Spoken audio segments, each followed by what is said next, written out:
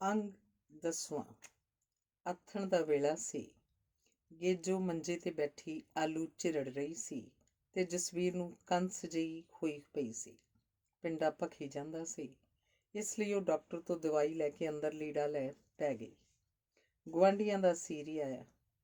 ਬੀਬੀ ਜੀ 13-14 ਦਾ ਪਾਨਾ ਲੈ ਕੇ ਜਾਣਾ ਸੀ, ਹੁਣੇ ਫੜਾ ਜਾਂਗੇ।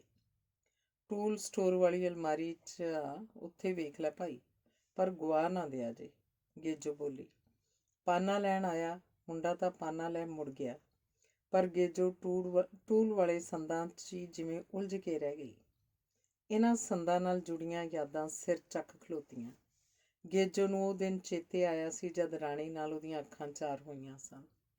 ਰਾਣੀ ਨਾਲ ਉਹਦਾ ਸਾਹਮਣਾ ਹੁੰਦਿਆਂ ਹੀ ਜਿਵੇਂ ਦੋਹਾਂ ਸਰੀਰਾਂ 'ਚ ਬਿਜਲੀ ਜਿਹੀ ਦੌੜੀ ਸੀ ਅਤੇ ਇੱਕ ਦੂਜੇ ਵੱਲ ਖਿੱਚੀ ਦੇ ਤੁਰੀ ਗਏ ਸਨ। ਇਹ ਮਿਲਣੀ ਉਹਨਾਂ ਦੀ ਪਹਿਲੀ ਮਿਲਣੀ ਨਹੀਂ ਸੀ। ਉਹ ਪਹਿਲਾਂ ਵੀ ਆਪਣੇ ਨਜ਼ਦੀਕ ਦੇ ਸ਼ਹਿਰ ਰਾਜਨ ਹੌਸਪੀਟਲ 'ਚ ਮਿਲ ਚੁੱਕੇ ਸਨ। ਰਾਣੀ ਦੀ ਮਾਂ ਜਸਵੀਰ ਨੂੰ ਟਾਈਫਾਇਡ ਸੀ ਤੇ ਡਾਕਟਰ ਨੇ ਕੁਝ ਦਿਨਾਂ ਲਈ ਰੱਖ ਲਿਆ ਸੀ। ਗੇਜੋ ਦੀ ਭੂਆ ਦਾਖਲ ਸੀ, ਉਹ ਵੀ 2 ਦਿਨ ਆਪਣੀ ਭੂਆ ਕੋਲ ਰਹੀ ਸੀ। ਇੱਕੋ ਵਾਰਡ 'ਚ ਰਹਿੰਦਿਆਂ ਨਜ਼ਰਾਂ ਤਾਂ ਜ਼ਰੂਰ ਟਕਰਾ ਜਾਂਦੀਆਂ ਸਨ, ਪਰ ਜ਼ੁਬਾਨ ਸਾਂਝੀ ਨਹੀਂ ਹੋਈ ਸੀ। ਆਪੋ ਆਪਣੇ ਮਰੀਜ਼ ਠੀਕ ਹੋਣ ਤੇ ਆਪੋ ਆਪਣੇ ਪਿੰਡਾਂ ਨੂੰ ਗਏ ਸਨ। ਇੱਕ ਦੂਜੇ ਦੇ ਪਿੰਡਾਂ ਤੱਕ ਦਾ ਨਹੀਂ ਪਤਾ ਸੀ। ਰਾਣੀ ਨੂੰ ਕਈ ਦਿਨ ਹੋ ਗਏ ਸਨ ਆਪਣੇ ਗੁਆਂਢੀ ਪਿੰਡਾਂ 'ਚੋਂ ਟਰੈਕਟਰ ਭਾਲਦਿਆਂ। ਇਸ ਭਾਲ ਭਲਾਈ 'ਚ ਹੀ ਉਹਨੂੰ ਦੇਵੀ ਵਾਲਾ ਪਿੰਡ 'ਚ ਟਰੈਕਟਰ ਦੀ ਦੱਸ ਪਈ ਸੀ। ਰਾਣਾ ਕਈ ਦਿਨ ਪਹਿਲਾਂ ਆਪਣਾ ਟਰੈਕਟਰ ਵੇਚ ਬੈਠਾ ਸੀ। ਹੁਣ ਕੁਝ ਵੱਟੀ ਰਕਮ 'ਚ ਹੋਰ ਰਕਮ ਪਾ ਚੰਗੀ ਹਾਲਤ 'ਚ ਲੈਣ ਦੀ ਸੋਚੀ ਸੀ। ਰਾਣੀ ਨੂੰ ਆੜਤ ਤੇ ਬੈਠਿਆਂ ਕਿਸੇ ਨੇ ਦੱਸ ਪਾਈ ਸੀ ਕਿ ਦੇਵੀ ਵਾਲਾ ਵਿਖੇ ਮਿਲਖਾ ਸਿੰਘ ਕੋਲ ਚੰਗੀ ਹਾਲਤ 'ਚ ਟਰੈਕਟਰ ਖੜਾ ਸੀ। ਜੇ ਉਹਦੇ ਵਾਏ 'ਚ ਆ ਜਾਂਦਾ ਸੀ ਤਾਂ ਸੌਦਾ ਮਾੜਾ ਨਹੀਂ ਸੀ। ਮਿਲਖਾ ਸਿੰਘ ਜੀ, ਰਾਣੀ ਨੇ ਘਰ ਪੁੱਛ ਬਾਰ 'ਚ ਸਕੂਟਰ ਲਿਆ ਘਲਿਆਰਿਆ। ਕਈ ਆਵਾਜ਼ਾਂ ਦੇਣ ਤੇ ਬਾਰ ਖੋਲ੍ਹਿਆ ਸੀ ਤੇ ਬਾਰ ਖੋਲ੍ਹਣ ਵਾਲੀ ਉਹੀ ਕੁੜੀ ਸੀ ਜਿਹਨੂੰ ਉਹ ਹਸਪਤਾਲ 'ਚ ਵਹਿੰਦਾ ਰਿਹਾ ਸੀ। ਬਸ ਇਹ ਛੇਨੇ ਹੀ ਸਨ ਜਦ ਦੋਹਾਂ ਦੇ ਦਿਲਾਂ 'ਚ ਕੁਝ ਲਹਿੰਦਾ ਗਿਆ ਸੀ ਤੇ ਉਹ ਇੱਕ ਦੂਜੇ ਵੱਲ ਝਾਕਦੇ ਹੀ ਰਹਿ ਗਏ ਸਨ। ਤੁਸੀਂ ਦੋਹਾਂ ਨੇ ਉਸ ਵੇਲੇ ਮੂੰਹਾਂ ਵਿੱਚੋਂ ਨਿਕਲਿਆ ਸੀ ਜਦੋਂ ਅੰਦਰੋਂ ਆਵਾਜ਼ ਆਈ ਸੀ, ਕੌਣ ਆ ਗੇਜੋ? ਮਿਲਖਾ ਸਿੰਘ ਜੀ ਘਰ ਨੇ? ਰਾਣੀ ਨੇ ਆਪਣੇ ਆਪ ਨੂੰ ਸੰਭਾਲ ਪੁੱਛਿਆ। ਇੱਕ ਅੱਧਖੜ ਜਿਹੀ ਔਰਤ ਵੀ ਕੋਲ ਆ ਗਈ। ਉਹ ਤਾਂ ਨਹੀਂ ਹਨ, ਤੁਸੀਂ ਲੰਘ ਆਓ, ਗੇਜੋ ਨੇ ਨੀਵੀਂ ਜੀ ਪਾ ਆਖਿਆ ਸੀ ਤਾਂ ਰਾਣਾ ਅੰਦਰ ਆ ਗਿਆ ਸੀ। ਸਿਆਣਿਆ ਨਹੀਂ ਭਾਈ ਤੈਨੂੰ? ਗੇਜੋ ਦੀ ਮਾਂ ਨੇ ਪੁੱਛਿਆ ਸੀ। ਜੀ ਟਰੈਕਟਰ ਦੀ ਦੱਸ ਪਈ ਸੀ ਆਪਣੇ। ਰਾਣੀ ਨੇ ਆਉਣ ਦਾ ਮਕਸਦ ਦੱਸਿਆ, ਪਰ ਹੁਣ ਜਿਹੜਾ ਖੁਰਦਲੂ ਉਹਦੇ ਅੰਦਰ ਗੇਜੋ ਨੂੰ ਵੇਖ ਪੈ ਰਿਹਾ ਸੀ, ਉਹਦੇ ਦਿਮਾਗ 'ਤੇ ਭਾਰੂ ਹੁੰਦਾ ਜਾ ਰਿਹਾ ਸੀ। ਕਿਹੜਾ ਪਿੰਡ ਆ ਪੁੱਤ? ਖੜਕਾ ਤੋਂ ਗਿਆ? ਆ ਜਾ ਬਰਾਂਡੇ 'ਚ ਬਹਿ ਜਾ, ਗੇਜੋ ਦੀ ਮਾਂ ਨੇ ਆਖਿਆ ਸੀ ਤਾਂ ਉਹ ਬਰਾਂਡਿਆਂ 'ਚ ਹੀ ਆ ਗਿਆ ਸੀ। ਟਰੈਕਟਰ ਵੀ ਬਰਾਂਡੇ 'ਚ ਹੀ ਖੜਾ ਸੀ।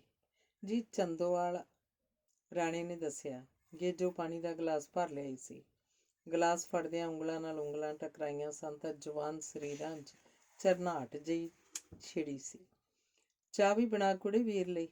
ਹਾਂ ਖੜਾ ਪੁੱਤ ਟਰੈਕਟਰ, ਮੁੰਡਾ ਪੜ੍ਹਦਾ, ਇਹ ਤੂੰ ਆਪ ਤੋਂ ਹੁਣ ਹੁੰਦਾ ਨਹੀਂ।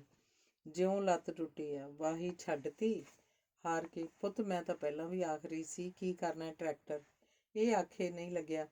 ਨਾਲੇ ਆਪਦੇ ਕੋਲ ਕਿਹੜਾ ਪੁੱਤ ਰੋਕੜ ਪਈ ਸੀ, ਤੇਰੇ ਕੋਲ ਕਾਹਦਾ ਲੋਕਾ? ਇਹ ਤਾਂ ਮੇਰੇ ਮਾਪੀ ਪਈ ਸੀ ਥੋੜ੍ਹੀ ਜਿਹੀ ਜ਼ਮੀਨ, ਉਹ ਵੇਚੀ, ਗੇਜੋ ਦੀ ਮਾਂ ਦੱਸਦੀ ਰਹੀ ਸੀ। ਰਾਣਾ ਬੈਠਾ ਨਹੀਂ ਸੀ, ਖੜੇ ਟਰੈਕਟਰ ਵੱਲ ਔਲਿਆ ਸੀ, ਪਰ ਧਿਆਨ ਬਾਰ-ਬਾਰ ਕੰਧੋਲੀ ਵੱਲ ਜਾ ਰਿਹਾ ਸੀ ਜਿਹਦੇ ਅੜਤਲੇ 'ਚ ਬੈਠਣ ਦੀ ਬਜਾਏ ਗੇਜੋ ਖੜੀ ਨੀਵੀਂ ਢੂਈ ਹੋ ਛਟੀਆਂ ਦੀ ਅੱਗ ਤੇਜ਼ ਕਰ ਰਹੀ ਸੀ। ਅਸੀਂ ਤਾਂ ਪੁੱਤ ਚਲਾਇਆ ਹੀ ਘੱਟ ਆ, 8-10 ਘੁਮਾਉਣ ਦੀ ਵਾਹੀ ਤੇ ਟਰੈਕਟਰ ਨੂੰ ਕੀ ਹੋਣਾ ਸੀ, ਐਵੇਂ ਰਕਮ ਡੰਮਣ ਵਾਲੀ ਗੱਲ ਸੀ, ਗੇਜੋ ਦੀ ਮਾਂ ਬੋਲੀ ਗਈ ਤਾਂ ਰਾਣੇ ਨੇ ਪੁੱਛਿਆ ਸੀ, ਚਾਬੀ ਮਾਂ ਜੀ? ਚਾਬੀ ਪੁੱਤ ਟਾਂਡ 'ਤੇ ਪਈ ਹੁੰਦੀ ਹੈ, ਮੈਂ ਲਿਆ ਕੇ ਦਿੰਦੀ ਹਾਂ, ਸਟਾਰਟ ਕਰਕੇ ਵੇਖ ਲੈ, ਪਰ ਘਰੋਂ ਬਾਹਰ ਨਾ ਕੱਢੀ। ਸਾਨੂੰ ਗੇਜੋ ਦੇ ਪਿਓ ਨੇ ਹੀ ਦੱਸਿਆ ਸੀ। ਖੌਣੀ ਕਿੱਥੇ ਪੁੱਤ? ਟਰੈਕਟਰ ਵੇਖਣ ਦੇ ਬਹਾਨੇ ਭਜਾ ਕੇ ਲੈ ਗਏ ਸੀ। ਅੱਜ ਹੱਥ ਆਉਣ ਉਹ ਚੋਰ, ਜ਼ਮਾਨਾ 'ਚ ਮਾੜਾ ਹੋਇਆ। ਤੂੰ ਭਾਵੇਂ ਨਹੀਂ ਉਪਜਾ, ਗੁੱਸਾ ਤਾਂ ਕਰੀ ਨਾ ਮੇਰਾ ਪੁੱਤ, ਗੇਜੋ ਦੀ ਮਾਂ ਨੇ ਆਖਦਿਆਂ ਚਾਬੀ ਲਿਆ ਫੜਾਈ ਤਾਂ ਇੰਨੇ ਨੂੰ ਗੇਜੋ ਚਾਹ ਲੈ ਕੇ ਵੀ ਆ ਗਈ। ਉਹਨੇ ਕੁਰਸੀ ਖਿੱਚ ਕੇ ਨੇੜੇ ਕਰਦਿਆਂ ਆਖਿਆ, ਪਹਿਲਾਂ ਚਾਹ ਪੀ ਲਓ। ਨਹੀਂ ਮਾਂ ਜੀ, ਬਾਹਰ ਕਾਹਤੋਂ ਕੱਢਣਾ ਆ ਟਰੈਕਟਰ, ਆਪਾਂ ਸਟਾਰਟ ਕਰਕੇ ਹੀ ਵੇਖਣਾ। ਅੰਕਲ ਜੀ ਘਰ ਹੁੰਦੇ ਤਾਂ ਗੱਲ ਹੋਰ ਸੀ, ਆਖ ਉਹਨੇ ਗੇਜੋ ਤੋਂ ਚਾਹ ਵਾਲੀ ਪਿਆਲੀ ਫੜ ਲਈ। ਬੇਬੇ ਜਦੋਂ ਭੂਆ ਬਿਮਾਰ ਸੀ, ਇਹਨਾਂ ਦਾ ਵੀ ਕੋਈ ਹਸਪਤਾਲ 'ਚ ਸੀ। ਜੇ ਟਰੈਕਟਰ ਇਹਨਾਂ ਚਲਾ ਕੇ ਵੇਖਣਾ ਤਾਂ ਵੇਖ ਲੈਣ ਦਿਓ, ਗੇਜੋ ਆਪਣੀ ਮਾਂ ਨੂੰ ਬੋਲੀ ਸੀ। ਉਹ ਇੰਨੀ ਪਿਆਰੀ ਸੂਰਤ ਨੂੰ ਠੱਗ ਚੋਰ ਤਾਂ ਸਮਝ ਨਹੀਂ ਸਕਦੀ ਸੀ, ਜਿਹਦਾ ਧਿਆਨ ਟਰੈਕਟਰ ਵੱਲ ਘੱਟ ਤੇ ਉਸ ਵੱਲ ਜ਼ਿਆਦਾ ਸੀ, ਜਿਹੜੀ ਚੀਜ਼ ਦੀ ਉਹ ਚੋਰੀ ਕਰ ਚੁੱਕਿਆ ਸੀ। ਉਹਦੀ ਤਾਂ ਕੋਈ ਕੀਮਤ ਹੈ ਹੀ ਨਹੀਂ ਸੀ। ਚਾਹ ਪੀ ਰਾਣੇ ਨੇ ਸੈਲਫ ਮਾਰੀ ਤਾਂ ਟਰੈਕਟਰ ਪਹਿਲੀ ਸੈਲਫੀ ਘੀ ਘੀ ਘੀ ਕਰ ਸ਼ੇਰ ਵਾਂਗ ਬੁੱਕਿਆ। ਉਹਦੀ ਆਵਾਜ਼ ਹੀ ਦੱਸ ਰਹੀ ਸੀ ਕਿ ਕੋਈ ਕਜ਼ਾ ਨਹੀਂ ਸੀ। ਰਾਣੇ ਨੇ ਇੱਕ ਵਾਰ ਫੇਰ ਟਰੈਕਟਰ ਦੇ ਸਾਰੇ ਕਲਪੁਰਜਿਆਂ ਵੱਲ ਧਿਆਨ ਮਾਰਿਆ। ਟਰੈਕਟਰ ਉਹਦੇ ਪਸੰਦ ਆ ਗਿਆ। ਮੈਂ ਫਿਰ ਮਾਰੂ ਗੇੜਾ ਅੰਕਲ ਦੇ ਹੁੰਦਿਆਂ, ਕੱਲ ਸਵੇਰੇ ਜਾਂ ਪਰਸੋਂ, ਆਖੋ ਐਵੇਂ ਟਰੈਕਟਰ ਦੇ ਦੁਆਲੇ ਜੇ ਗੇੜੀ ਕੱਢਦਾ ਰਿਹਾ। ਅਸਲ 'ਚ ਉਹਦਾ ਜਾਣ ਨੂੰ ਜੀ ਨਹੀਂ ਸੀ ਕਰ ਰਿਹਾ, ਪਰ ਰੁਕਿਆ ਵੀ ਕਿੰਨਾ ਕੁ ਚਿਰ ਜਾ ਸਕਦਾ ਸੀ। ਉਹਨੇ ਬਾਹਰ ਵੱਲ ਕਦਮ ਵਧਾਏ ਤਾਂ ਗੇਜੋ ਬਾਹਰ ਢੋਣ ਦੇ ਬਹਾਨੇ ਉਹਦੇ ਮਗਰ ਹੋ ਤੁਰੇ। ਮੈਨੂੰ ਉਮੀਦ ਨਹੀਂ ਸੀ ਤੁਹਾਡਾ ਸਾਹਮਣਾ ਦੁਬਾਰਾ ਵੀ ਹੋਏਗਾ। ਹਸਪਤਾਲ 'ਚ ਮੇਰਾ ਧਿਆਨ ਅਕਸਰ ਹੀ ਤੁਹਾਡੇ ਵੱਲ ਜਾਂਦਾ ਸੀ, ਰਾਣਾ ਜੇਰਾ ਕਰ ਆ ਗਿਆ। ਕਿਉਂ? ਪਤਾ ਨਹੀਂ ਕਿਉਂ, ਪਰ ਬੁਲਾਉਣ ਦੀ ਜ਼ਰੂਰਤ ਨਹੀਂ ਪੈਂਦੀ ਸੀ। ਤੇ ਅੱਜ ਅਚਾਨਕ ਤੁਹਾਨੂੰ ਵੇਖ ਕੇ। ਕੱਲ ਨੂੰ ਜ਼ਰੂਰ ਆਇਓ। ਗੇਜੋ ਦੇ ਪਤਾ ਨਹੀਂ ਕਿਵੇਂ ਮੂੰਹ 'ਚੋਂ ਨਿਕਲ ਗਿਆ ਸੀ। ਰਾਣੇ ਨੇ ਬਾਹਰ ਖੜੇ ਸਕੂਟਰ ਤੇ ਕਿੱਕ ਮਾਰਦਿਆਂ ਇੱਕ ਮੁਸਕਰਾਹਟ ਸੁੱਟੀ ਸੀ, ਪੱਕਾ ਆਖਦਿਆਂ।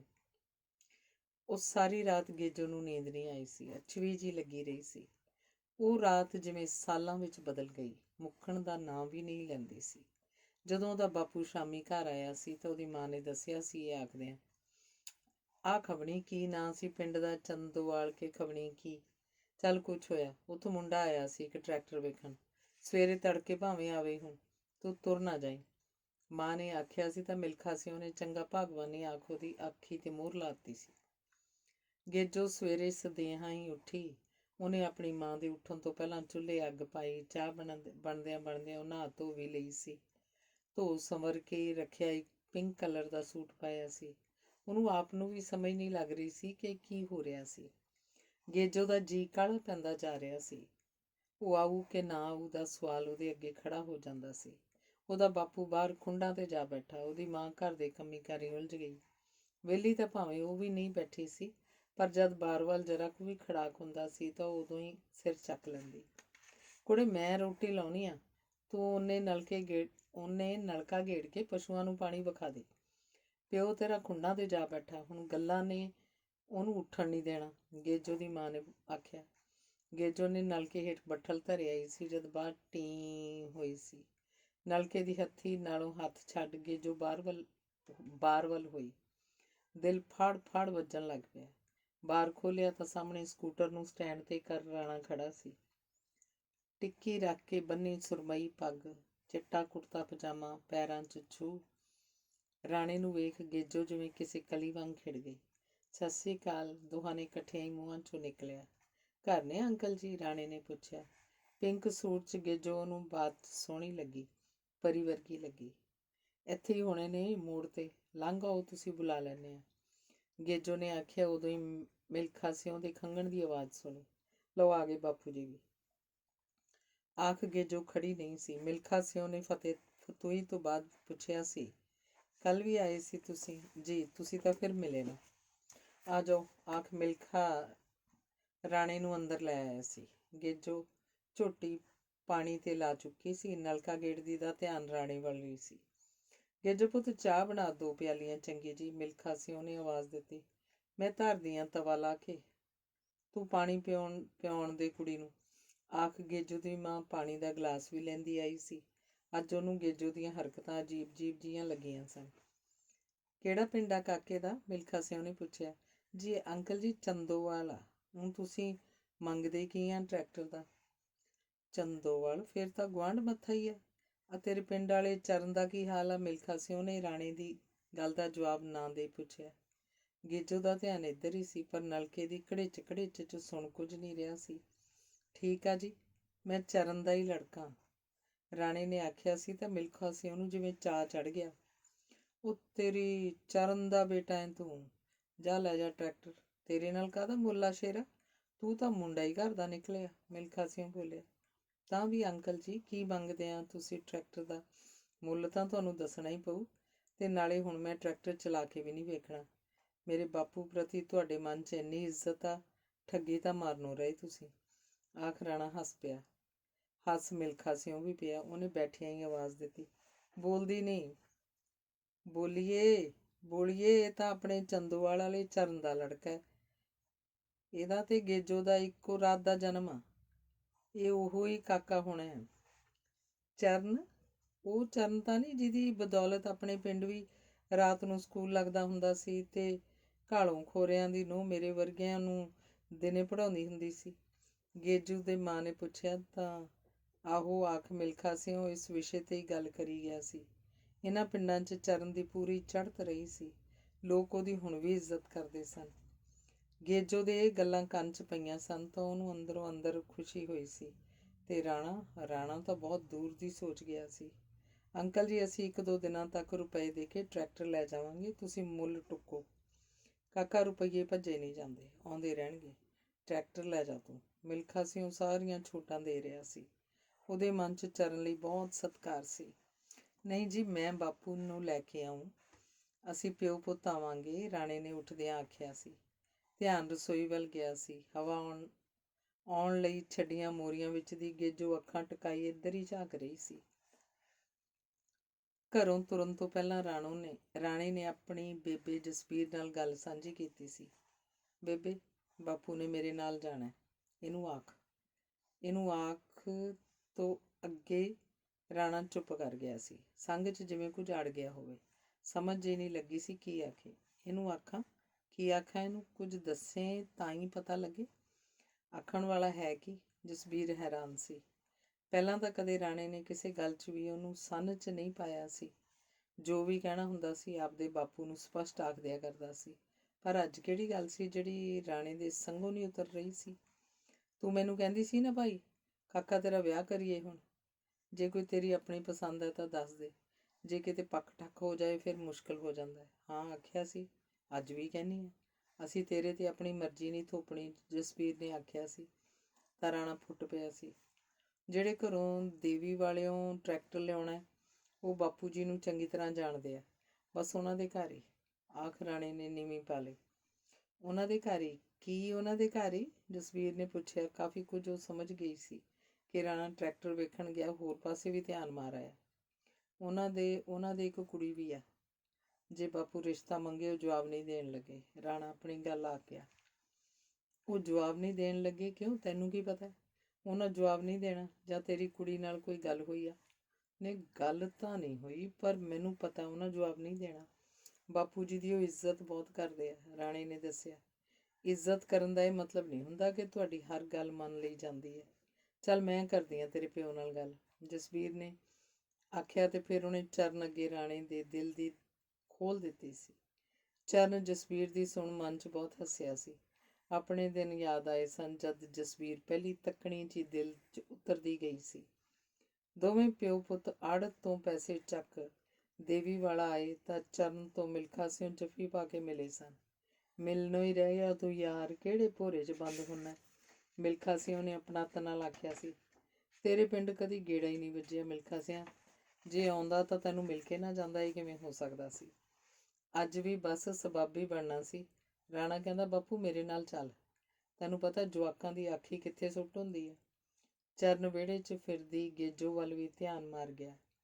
ਚਰਨ ਰਾਣੇ ਦੀ ਪਸੰਦ ਵੇਖ ਖੁਸ਼ ਹੋ ਗਿਆ। ਜੇ ਇਹ ਕੁੜੀ ਉਹਦੀ ਨੂੰਹ ਬਣ ਕੇ ਆਉਂਦੀ ਸੀ ਤਾਂ ਉਹਨੂੰ ਕੀ ਚਾਹੀਦਾ ਸੀ? ਪਰ ਅੱਗੇ ਤਾਂ ਹੁਣ ਗੱਲ ਛੇੜੀ ਤੋਂ ਪਤਾ ਲੱਗਣਾ ਸੀ। ਚਾਹ ਪੀਂਦਿਆਂ ਹੀ ਚਰਨ ਨੇ ਟਰੈਕਟਰ ਦੀ ਰਕਮ ਮਿਲਖਾ ਸਿਉਂ ਹਵਾਲੇ ਕਰਤੀ। ਬੋਲ ਕੀ ਦੇਈਏ? ਮੁੰਡੇ ਨੂੰ ਤਾਂ ਨਹੀਂ ਦੱਸਿਆ, ਚਰਨ ਨੇ ਕੇਰਾਂ ਹੀ ਹੱਸ ਕੇ ਆਖਿਆ ਸੀ ਤਾਂ ਮਿਲਖਾ ਬੋਲਿਆ, ਕਈ ਦਿਨ ਹੋ ਗਏ 2 ਲੱਖ ਰੁਪਈਆ ਲਾ ਗਏ ਸੀ। ਮੈਂ ਨਹੀਂ ਦਿੱਤਾ। ਤੁਸੀਂ ਜਿਵੇਂ ਮਰਜ਼ੀ ਕਰ ਲਓ, ਤੁਹਾਡੇ ਨਾਲ ਕੋਈ ਮੁੱਲ ਨਹੀਂ। ਨਹੀਂ ਨਹੀਂ, ਇਹ ਨਹੀਂ ਗੱਲ ਬਣਨੀ, ਕੁਝ ਤਾਂ ਬੋਲ। ਤੁਸੀਂ 190 ਦੇ ਜਾਓ। ਤੈਨੂੰ 2 ਮਿਲਦਾ ਸੀ, ਤੂੰ ਵੇਚਿਆ ਨਹੀਂ। ਇਹ ਆਹ ਚੱਕ ਗਿਣ ਲੈ, ਪੂਰਾ 2 ਲੱਖ ਆ। ਚਰਨ ਨੇ ਆਖਿਆ ਤਾਂ ਮਿਲਖਾ ਸਿਉਂ ਨੇ 10,000 ਦੀ ਗੁੱਟੀ ਵਾਪਸ ਕਰਤੀ। ਗਿਣ ਤਾਂ ਲੈ, ਚਰਨ ਨੇ ਆਖਿਆ। ਕਿਉਂ ਸ਼ਰਮਿੰਦਾ ਕਰਦਾ? ਮਿਲਖਾ ਸਿਉਂ ਨੇ ਆਖ ਗੇਜੋ ਨੂੰ ਹਾਕ ਮਾਰੀ। ਕੁੜੇ ਗੇਜੋ, ਆ ਪੁੱਤ ਹੋਈ ਮਾੜਾ ਜਿਹਾ ਉਰੇ। ਕੀ ਆ ਬਾਪੂ ਜੀ? ਗੇਜੋ ਭੱਜੀ ਆਈ। ਆ ਪੈਸੇ ਸਾਂਭਦੇ, ਆਖਦਿਆਂ ਮਿਲਖਾ ਸਿਉਂ ਨੇ ਰੁਪਈਏ ਗੇਜੋ ਹਵਾਲੇ ਕਰ ਦਿੱਤੇ। ਰਾਣਾ ਟਰੈਕਟਰ ਦੀ ਐਵੇਂ ਪੁੰਝ ਭੰਜਾਈ ਜੀ ਕਰ ਰਿਹਾ ਸੀ ਤੇ ਧਿਆਨ ਗੇਜੋ ਵੱਲ ਹੀ ਸੀ। ਉਹ ਅੱਖਾਂ ਹੀ ਅੱਖਾਂ 'ਚ ਬਹੁਤ ਕੁਝ ਆਖ ਵੇਖ ਚੁੱਕੇ ਸਨ। ਵੇਖ ਲੈ ਚਰਨ ਬਾਈ, ਮੈਨੂੰ ਜਦ ਕੱਲ ਪਤਾ ਲੱਗਾ ਕਿ ਤੇਰਾ ਕਾਕਾ ਤਾਂ ਮੈਂ ਹੈਰਾਨ ਰਹਿ ਗਿਆ ਕਿ ਜਵਾਕ ਐਡੀ ਛੇਤੀ ਗੱਭਰੂ ਹੋ ਗਏ। ਆਪਣੀ ਜਾਣ ਪਛਾਣ ਹਸਪਤਾਲ 'ਚ ਹੀ ਹੋਈ ਸੀ। ਮੇਰੀ ਗੇਜੋ ਤੇ ਰਾਣੇ ਦਾ ਜਨਮ ਇੱਕੋ ਰਾਤ ਦਾ, ਯਾਦ ਆ ਤੈਨੂੰ? ਮਿਲਖਾ ਸਿੰਘ ਨੇ ਆਖਿਆ। ਲੈ ਹੈ ਕਮਲਾ, ਇਉਂ ਕਿਵੇਂ ਭੁੱਲ ਸਕਦੇ ਹਾਂ ਆਪਣੇ ਜਵਾਕਾਂ ਦੇ ਜਨਮ ਦਿਨ? ਜਾ ਹੋਏ, ਤੂੰ ਇਉਂ ਦੱਸ, ਕੁੜੀ ਦਾ ਕਿਤੇ ਨਾਂ ਲੈ ਤਾਂ ਕਿ ਨਹੀਂ? ਕਾਹਨੂੰ ਯਾਰ, ਥਾਂ ਵੇਖਿਆ ਹੀ ਨਹੀਂ ਕਿਤੇ। ਸਗੋਂ ਅਜੇ ਤੇਰੀ ਭਰਜਾਈ ਕਈ ਵਾਰ ਆਖ ਚੁੱਕੀ ਆ, ਪਰ ਮੈਥੋਂ ਨਿਕਲਿਆ ਹੀ ਨਹੀਂ ਗਿਆ ਕਿਸੇ ਪਾਸੇ। ਸਗੋਂ ਕੋਈ ਨਿਗਾਹ 'ਚ ਮੁੰਡਾ ਹੋਇਆ ਤਾਂ ਦੱਸਿਆ ਜੇ। ਮਿਲਖਾ ਸਿੰਘ ਨੇ ਆਖਿਆ। ਰਾਣੇ ਬਾਰੇ ਤੇਰਾ ਕੀ ਖਿਆਲ ਆ? ਚਰਨ ਨੇ ਠਾਹ ਸੋਟਾ ਮਾਰਿਆ। ਜੋ ਮਾਰ ਪਛਤਾਇਆ ਵੀ। ਉਹਨੂੰ ਐਡੀ ਛੇਤੀ ਇਹ ਗੱਲ ਕਹਿਣੀ ਨਹੀਂ ਚਾਹੀਦੀ ਸੀ, ਪਰ ਉਹ ਹੁਣ ਕਹਿ ਚੁੱਕਾ ਸੀ। ਜ਼ੁਬਾਨ 'ਚੋਂ ਨਿਕਲੀ ਗੱਲ ਵਾਪਸ ਨਹੀਂ ਪੈਂਦੀ ਤਾਂ ਨਹੀਂ ਸੀ। ਮਿਲਖਾ ਸਿੰਘ ਕੁਝ ਨਹੀਂ ਬੋਲਿਆ ਗਿਆ ਹੀ ਨਹੀਂ ਸੀ। ਕੀ ਗੱਲ ਹੋ ਗਈ ਭਰਾ ਮੇਰਿਆ, ਚੁੱਪ ਕਿਉਂ ਕਰ ਗਿਆ? ਮੇਰੇ ਜੋ ਮੂੰਹ ਆਈ ਕਹਿ ਬੈਠਾ। ਸੌਰੀ ਯਾਰ। ਚਰਨ ਵਾਕਈ ਹੀ ਪਛਤਾਇਆ ਸੀ। ਇਹ ਗੱਲ ਨਹੀਂ ਵੱਡੇ ਭਾਈ, ਅਸਲ 'ਚ ਗੇਜੋ ਦੇ ਮਾਮਿਆਂ ਨਾਲ ਗੱਲ ਕੀਤੇ ਬਿਨਾਂ ਹਾਂ ਆਖਣੀ ਔਖੀ ਆ। ਤੇਰੀ ਭਰਜਾਈ ਦੇ ਸਕਾ ਤਾਂ ਭਰਾ ਕੋਈ ਹੈ ਹੀ ਨਹੀਂ। ਮਾਸੀ ਦੇ ਪੁੱਤ ਆ, ਉਹਨਾਂ ਨਾਲ ਚੰਗਾ ਵਰਤਦੇ ਆ। ਕੋਈ ਨਾ, ਸੋਚ ਕੇ ਦੱਸਾਂਗੇ ਅਸੀਂ। ਸੋਚ ਲਿਆ ਜੋ। ਮੈਂ ਇੱਕ ਗੱਲ ਸਾਫ਼ ਕਰ ਦਿਆਂ, ਮੇਰੇ ਕੋਲ ਮੇਰੇ ਤਾਏ ਵਾਲੀ ਜ਼ਮੀਨ ਆ। ਆਪਣੇ ਪਿਓ ਦੀ ਜ਼ਮੀਨ ਨੂੰ ਮੈਂ ਹੱਥ ਨਹੀਂ ਲਾਇਆ ਸੀ, ਉਹ ਸਰਕਾਰੀ ਖਾਤੇ 'ਚ ਗਈ। ਚਰਨ ਨੇ ਗੱਲ ਸਾਫ਼ ਕੀਤੀ। ਮੈਂ 1-2 ਦਿਨਾਂ 'ਚ ਹੀ ਦੱਸੂ। 1-2 ਦਿਨਾਂ 'ਚ ਹੀ, ਆਖ ਮਿਲਖਾ ਸਿੰਘ ਨੇ ਗੇਜੋ ਨੂੰ ਆਵਾਜ਼ ਦਿੱਤੀ ਸੀ। ਪੁੱਤ ਗੇਜ, ਚਾਬੀਆਂ ਵਾਲਾ ਟੂਲ ਬਾਕਸ ਅੰਦਰੋਂ ਕੱਢ ਕੇ ਰਾਣੇ ਹਵਾਲੇ ਕਰ ਦੇ। ਯਾਰ ਜਿਹੜਾ ਆਉਂਦਾ ਸੀ ਟਰੈਕਟਰ ਦੇ ਟੂਲ 'ਚੋਂ ਸੰਦ ਕੱਢ ਲਿਜਾਂਦਾ ਸੀ। ਹਾਰ ਕੇ ਮੈਂ ਘਰੇ ਇੱਕ ਟੂਲ ਬਾਕਸ ਪਿਆ ਸੀ, ਉਹਦੇ 'ਚ ਚਾਬੀਆਂ ਪਾ ਸੰਭਾਲ ਦਿੱਤੀਆਂ। ਗੇਜੋ ਨੂੰ ਆਵਾਜ਼ ਦੇ, ਚਰਨ ਨੂੰ ਦੱਸਿਆ। ਗੇਜੋ ਨੇ ਅੰਦਰੋਂ ਸੰਦਾਂ ਵਾਲਾ ਟੂਲ ਲਿਆ ਕੇ ਰਾਣੇ ਹਵਾਲੇ ਕਰ ਦਿੱਤਾ। ਟਰੈਕਟਰ ਦਾ ਉਹਲਾ ਸੀ। ਟੂਲ ਫੜਦਾ ਰਾਣਾ ਗੇਜੋ ਦਾ ਹੱਥ ਪਲੋਸ ਗਿਆ। ਮੋਟਰਸਾਈਕਲ ਦੀ ਆਵਾਜ਼ ਸੁਣ ਗੇਜੋ ਤਰਬਕੀ। ਯਾਦਾਂ ਦੀ ਲੜੀ ਟੁੱਟ ਗਈ।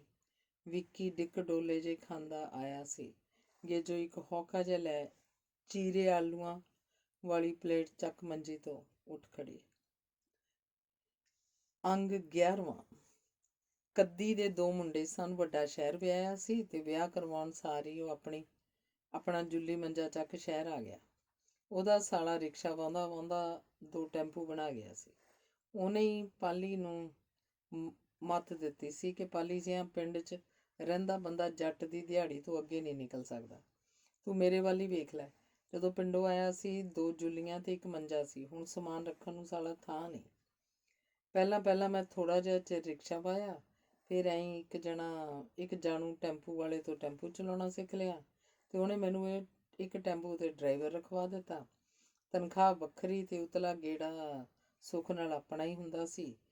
ਖਰਚਾ ਉੱਤੋਂ ਕੱਢ ਲਈਦਾ ਸੀ। ਹੁਣ ਵੇਖ ਲੈ, 2 ਟੈਂਪੂ ਆ ਆਪਣੇ।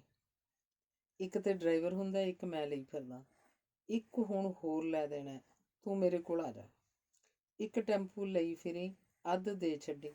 ਨਹੀਂ ਪਿੰਡ 'ਚ ਤਾਂ ਜੱਟਾਂ ਦੀਆਂ ਖੁਰਲੀਆਂ 'ਚ ਹੱਥ ਮਾਰਦਾ ਹੀ ਰਹਿ ਜਾਏਗਾ।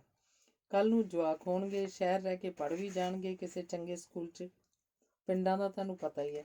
ਮੇਰੇ ਵੱਲ ਵੇਖ, ਦੋਵੇਂ ਜਵਾਕ ਚੰਗੇ ਸਕੂਲ 'ਚ ਪਾਏ ਆ। ਮੇਰੇ ਘਰੋਂ ਵੀ ਉਸੇ ਸਕੂਲ 'ਚ ਕੰਮ ਕਰਦੀ ਆ।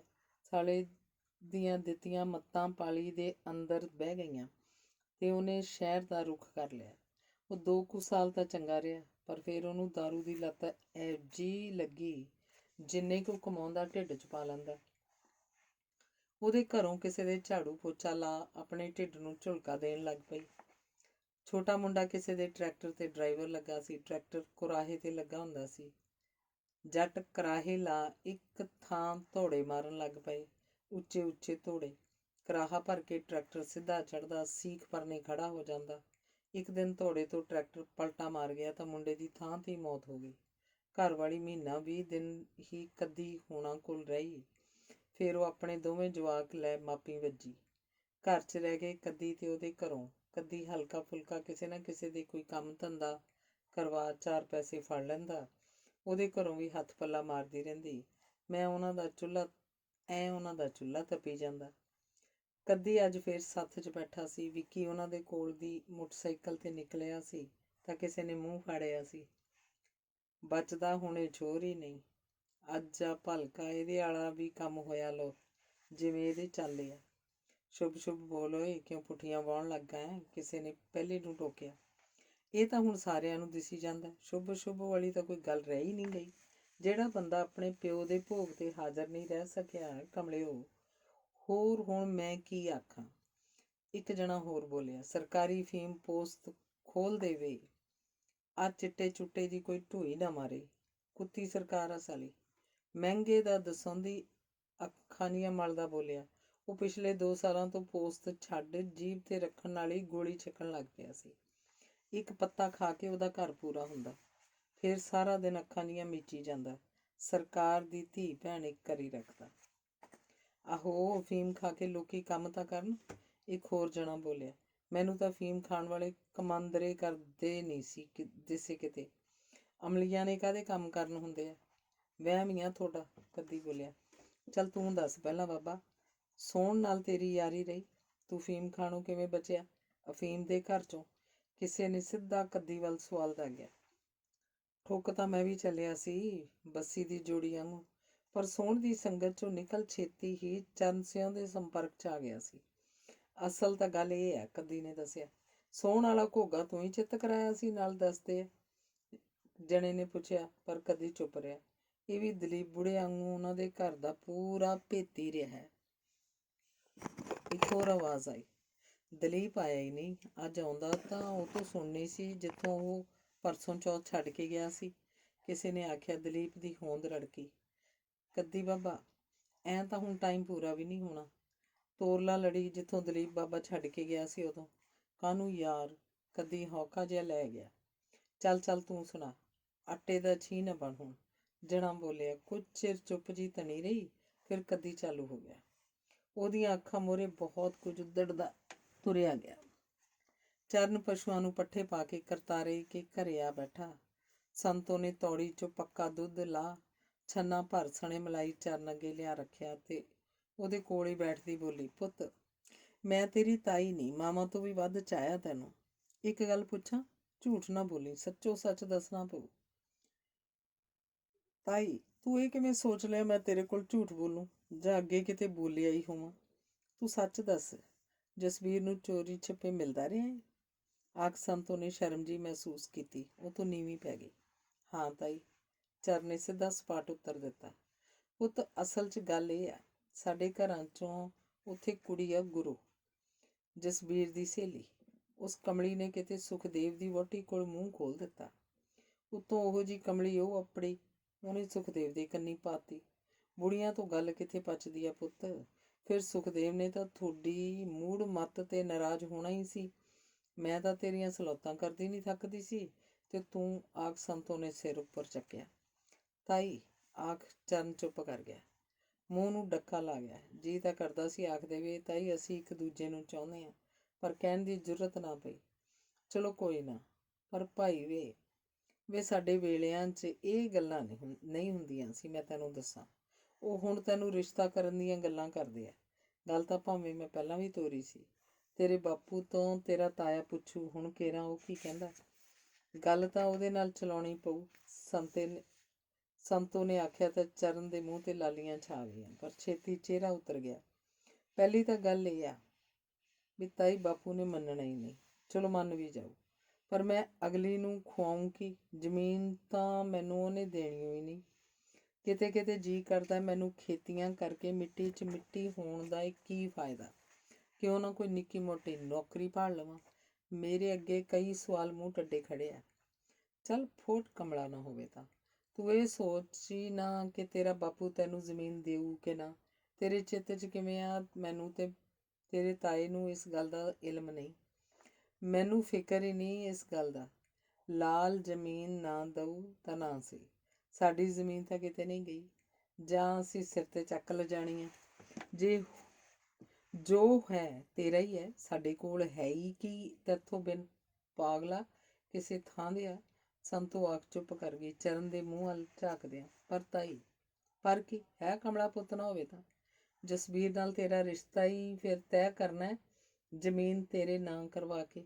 ਸੰਤੋ ਬੋਲਦੀ ਰਹੀ ਸੀ। ਚਰਨ ਇੱਕ ਦਿਨ ਸ਼ਾਮ ਨੂੰ ਹਲਦੇ ਫਾਲੇ ਦਾ ਡੰਗ ਕਢਵਾ ਕੇ ਆਉਂਦਾ ਸੀ ਕਿ ਉਹਨੂੰ ਮਗਰੇ ਕਿਸੇ ਨੇ ਹਾਕ ਮਾਰੀ। ਚਰਨ ਪਿੱਛੇ ਭੌਂ ਕੇ ਝਾਕਿਆ ਸੀ ਤਾਂ ਰਾਜੇ ਸਿੱਖਾਂ ਦਾ ਮੁੰਡਾ ਸੀ ਜੋ ਸ਼ਹਿਰ ਹਜਾਮਤਾਂ ਬਣਾਉਣ ਦਾ ਕੰਮ ਕਰਦਾ ਸੀ।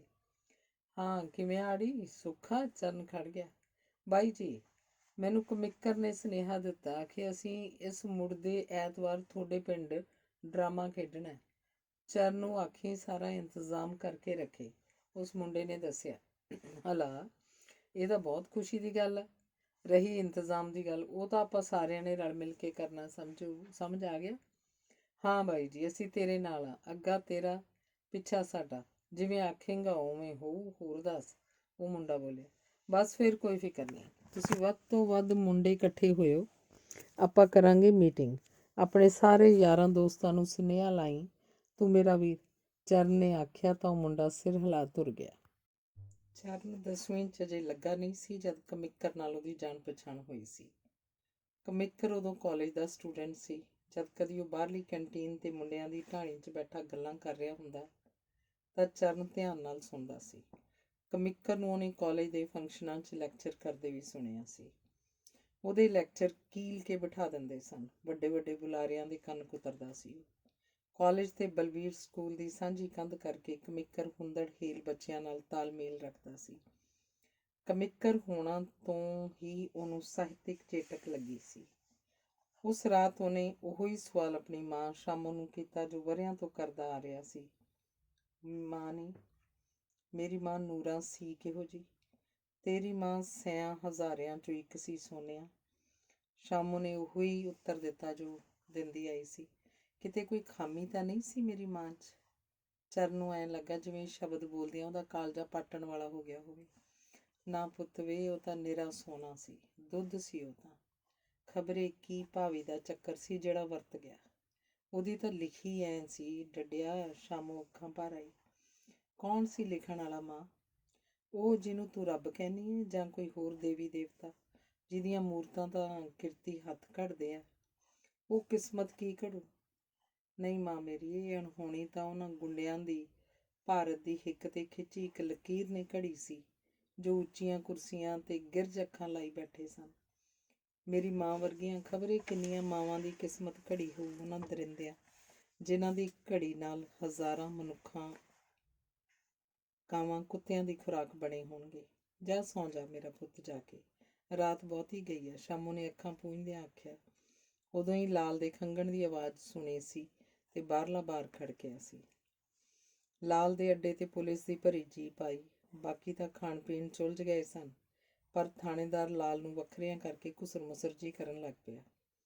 ਵੇਖ ਲਾਲ ਸਿੰਘ, ਅਸੀਂ ਤੁਹਾਡੇ ਸਿਰ ਤੇ ਆ ਤੇ ਤੁਸੀਂ ਸਾਡੇ।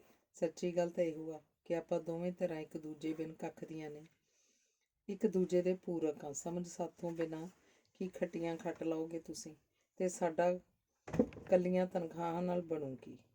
ਤਾੜੀ ਤਾਂ ਦੋਹਾਂ ਹੱਥਾਂ ਨਾਲ ਵੱਜਣੀ ਹੋਈ ਨਾ, ਕੱਲਾ ਹੱਥ ਤਾਂ ਪਟਾਕੇ ਪਾ ਨਹੀਂ ਸਕਦਾ। ਸਮਝਿਆ ਮੇਰੀ ਬਾਤ? ਥਾਣੇਦਾਰ ਨੇ ਆਪਣਾ ਕੁੱਲਾ ਰੁੱਖ ਸਿਰ ਕਰਕੇ ਤੁਰਲੇ ਤੇ ਹੱਥ ਫੇਰਿਆ। ਤੁਹਾਨੂੰ ਤੁਹਾਡਾ ਹਿੱਸਾ ਮਿਲੀ ਜਾਂਦਾ ਕਿ ਨਹੀਂ? ਨਹੀਂ ਮਿਲੀ ਜਾਂਦਾ? ਇਉਂ ਦੱਸੋ ਪਹਿਲਾਂ, ਲਾਲ ਬੋਲਿਆ। ਉਹਨੂੰ ਸਮਝ ਨਹੀਂ ਪੈ ਰਹੀ ਸੀ ਕਿ ਮਹੀਨਾ ਲੈਣ ਦੇ ਬਾਵਜੂਦ ਵੀ ਇਹ ਕਿਉਂ ਗਿਣਤੀਆਂ ਮਿਣਤੀਆਂ 'ਚ ਪਿਆ ਸੀ, ਕਿਉਂ ਘਿਣਾ ਜਿਹੀਆਂ ਪਾਈ ਜਾਂਦਾ ਸੀ।